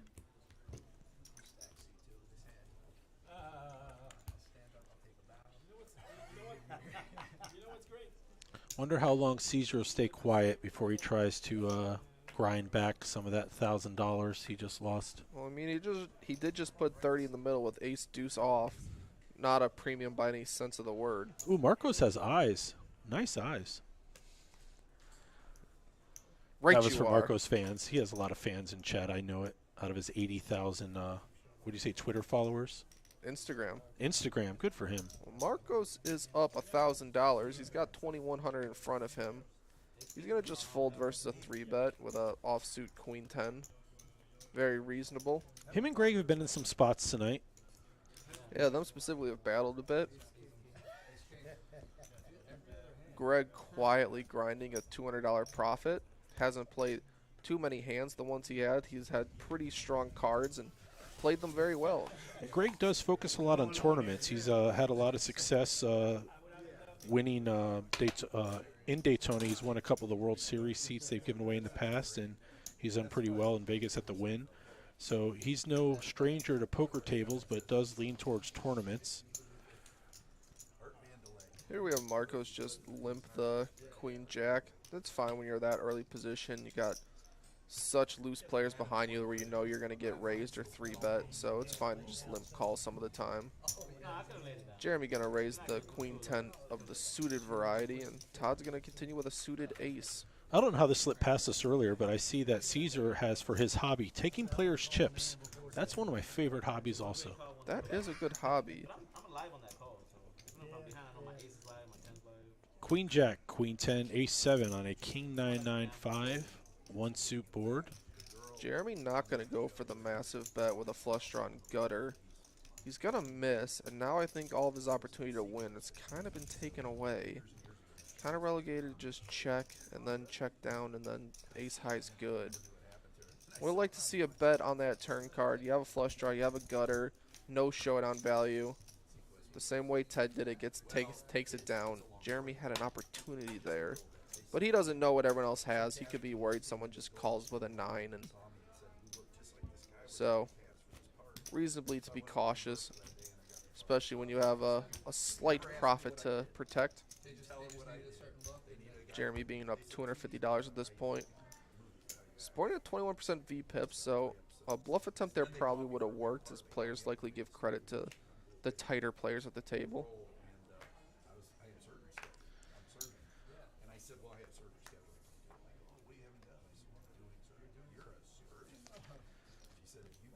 Limp calling is never fine. Never. That would be a good t-shirt. That is a great t-shirt idea. Well, I'd say like the best play is if you're at a table where everyone's super active and you're playing a hand that can't reasonably call a 3-bet, you should probably just fold. But if you don't want to fold, you have to limp call. If your plan is to raise and if you get 3-bet, just have to fold, it's the worst scenario possible. So sometimes you have to adjust your ranges a bit based on how active the table is. If you have a super aggressive opponent on your direct left that keeps, 3-betting whenever you open or always opens it for you, I mean, you can even implement some limp re-raises. Trap them, try to punish them, turn things around. We saw Greg do a limp massive 3-bet with ace-10 offsuit, and it worked out very well for him because he just got a fold, got to take it down with what is very much less than a premium. Just like Ted's taking down this $130 profit of a pot with just a pair of kings. Ted battled back nicely. Down only a couple blinds for the night. Nothing wrong with that. Yep, had some poor running in the previous 3 days streaming, and he started out very hot in the very beginning and then hit some less than optimal hands. We're going to see if he can't make something happen the last few hands of the stream. I was going to say, these numbers are a little irrelevant knowing there's going to be fireworks at the end. Oh, there's definitely going to be fireworks. Jeremy opens the Queen Jack's offsuit. It's called by Caesar and gets called by Marcos with 8-4 of spades. Some less than premium hands, but Marcos flops close to premium with a pair and a flush draw. Nothing prettier than a pair and a flush draw. He bets a little over. That's about 75% pot. Definitely a hand you want to bet. Almost no run out where you're super disappointed in. But his opponents didn't really have anything, so he takes down $82 of profit uncontested. What do you feel about the look back after someone wins a pot uncontested? Sometimes they get the look back, a little peek at the card. Sometimes they don't. What do you feel about that? Do you think that's a tell for strength or just trying to have an image of what they might have had? I feel most of the time it's really strong. It's like, oh, I have a good hand. I wish someone would have called. And you're just checking like, oh, did I really miss this opportunity? It's not really often the, oh, I have nothing. That's kind of cool. Or I got away with it sometimes. You just like I think most of false. I think most of the time it is, oh, I probably should have done something else to get more money with this monster. But every player is different. Some players will just look at their hand every single time. After every bet, every street, every time it's on them. You know? Just like timing tells, some players are going to do that Chris Ferguson count to 5 in their head before acting, which is obnoxious. But hey. So it can mean nothing. Caesar gets open-ended. He's going to just lead $10. Looks like it's a limped $5 pot. Jeremy going to try to fight back with a pair of 4s. Not going to give it to Caesar for free. Small bet, $10, small pot. Caesar binks it. Not exactly the way he'd like to. Spades are somewhat concerning, but Jeremy doesn't have a hand where he can call a second barrel. Maybe it's a hand he wants to raise with. I think he's posturing. Why build and inflate a pot with bottom pair, third pair? Especially when you could be drawing stone dead when the opponent could have just a flush or a straight. It's shocking. It's very shocking. I thought it was incredible. It's so twisted. I've never seen Players having some nice conversations there. We can't really hear too much of what's going on, but definitely nice when you have table talk. It's never fun to play at a boring table. People playing chess and hanging on their iPads all day. That's me. I love playing chess at the poker table. While they're playing checkers, you're playing chess? Yeah. You asked me what my rating was. It's like under 12 because half the time I'll be playing. Then I'll look down at a hand and I just abandon the game and just lose because I have to play the hand. I like to randomly stop and just look at a horse bet that I have no money on and just say, come with it, 4, and just go crazy. That's what I like to do. That's a good one. There it is. Greg Have we seen those tonight? Greg's the first one to wake up with aces. There they are. Caesar going to call with the king 4 of clubs. And he's going to play the hand out of position against the greatest hand ever made pre-flop in poker. 87 hands in, we finally see it, and then we do get a king for Caesar here. Yeah, devastating for Caesar. Flops top pair. Flops a backdoor club draw. Ace of clubs could come out. I don't know if that would do anything for action. But the full pot size bet might save Caesar some money. He doesn't have a kicker, and you just faced a massive bet. It Could is a be drawing dead. Yeah, it is a draw-heavy board, so it's reasonable that Greg would bet big. Oh, but there's a call. Caesar's going to see one more. A club's going to keep him around. That's a bad card for both players. Now it's anyone's game. It's going to definitely... Oh, Greg's just going to put it in and say, if you got it, you got it.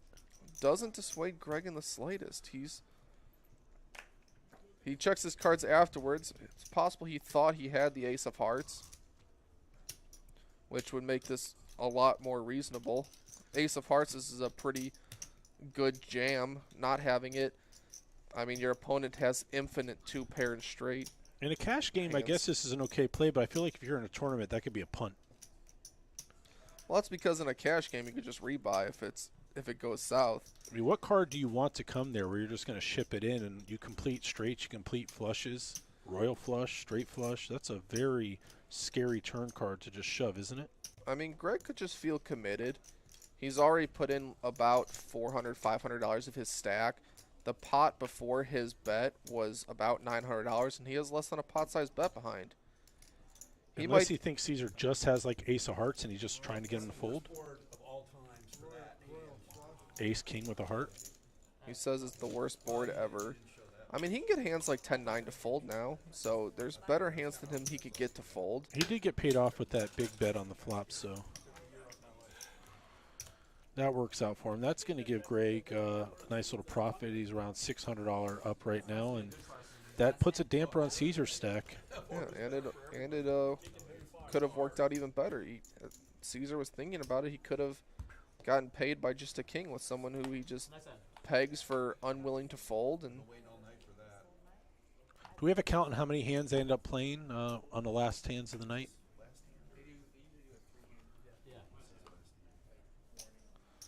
Okay, so it looks like they are going to be finishing up play at 10 o'clock, so we'll be with you for the 15-minute delay. So we probably got about 14, 15 minutes of footage left. yeah.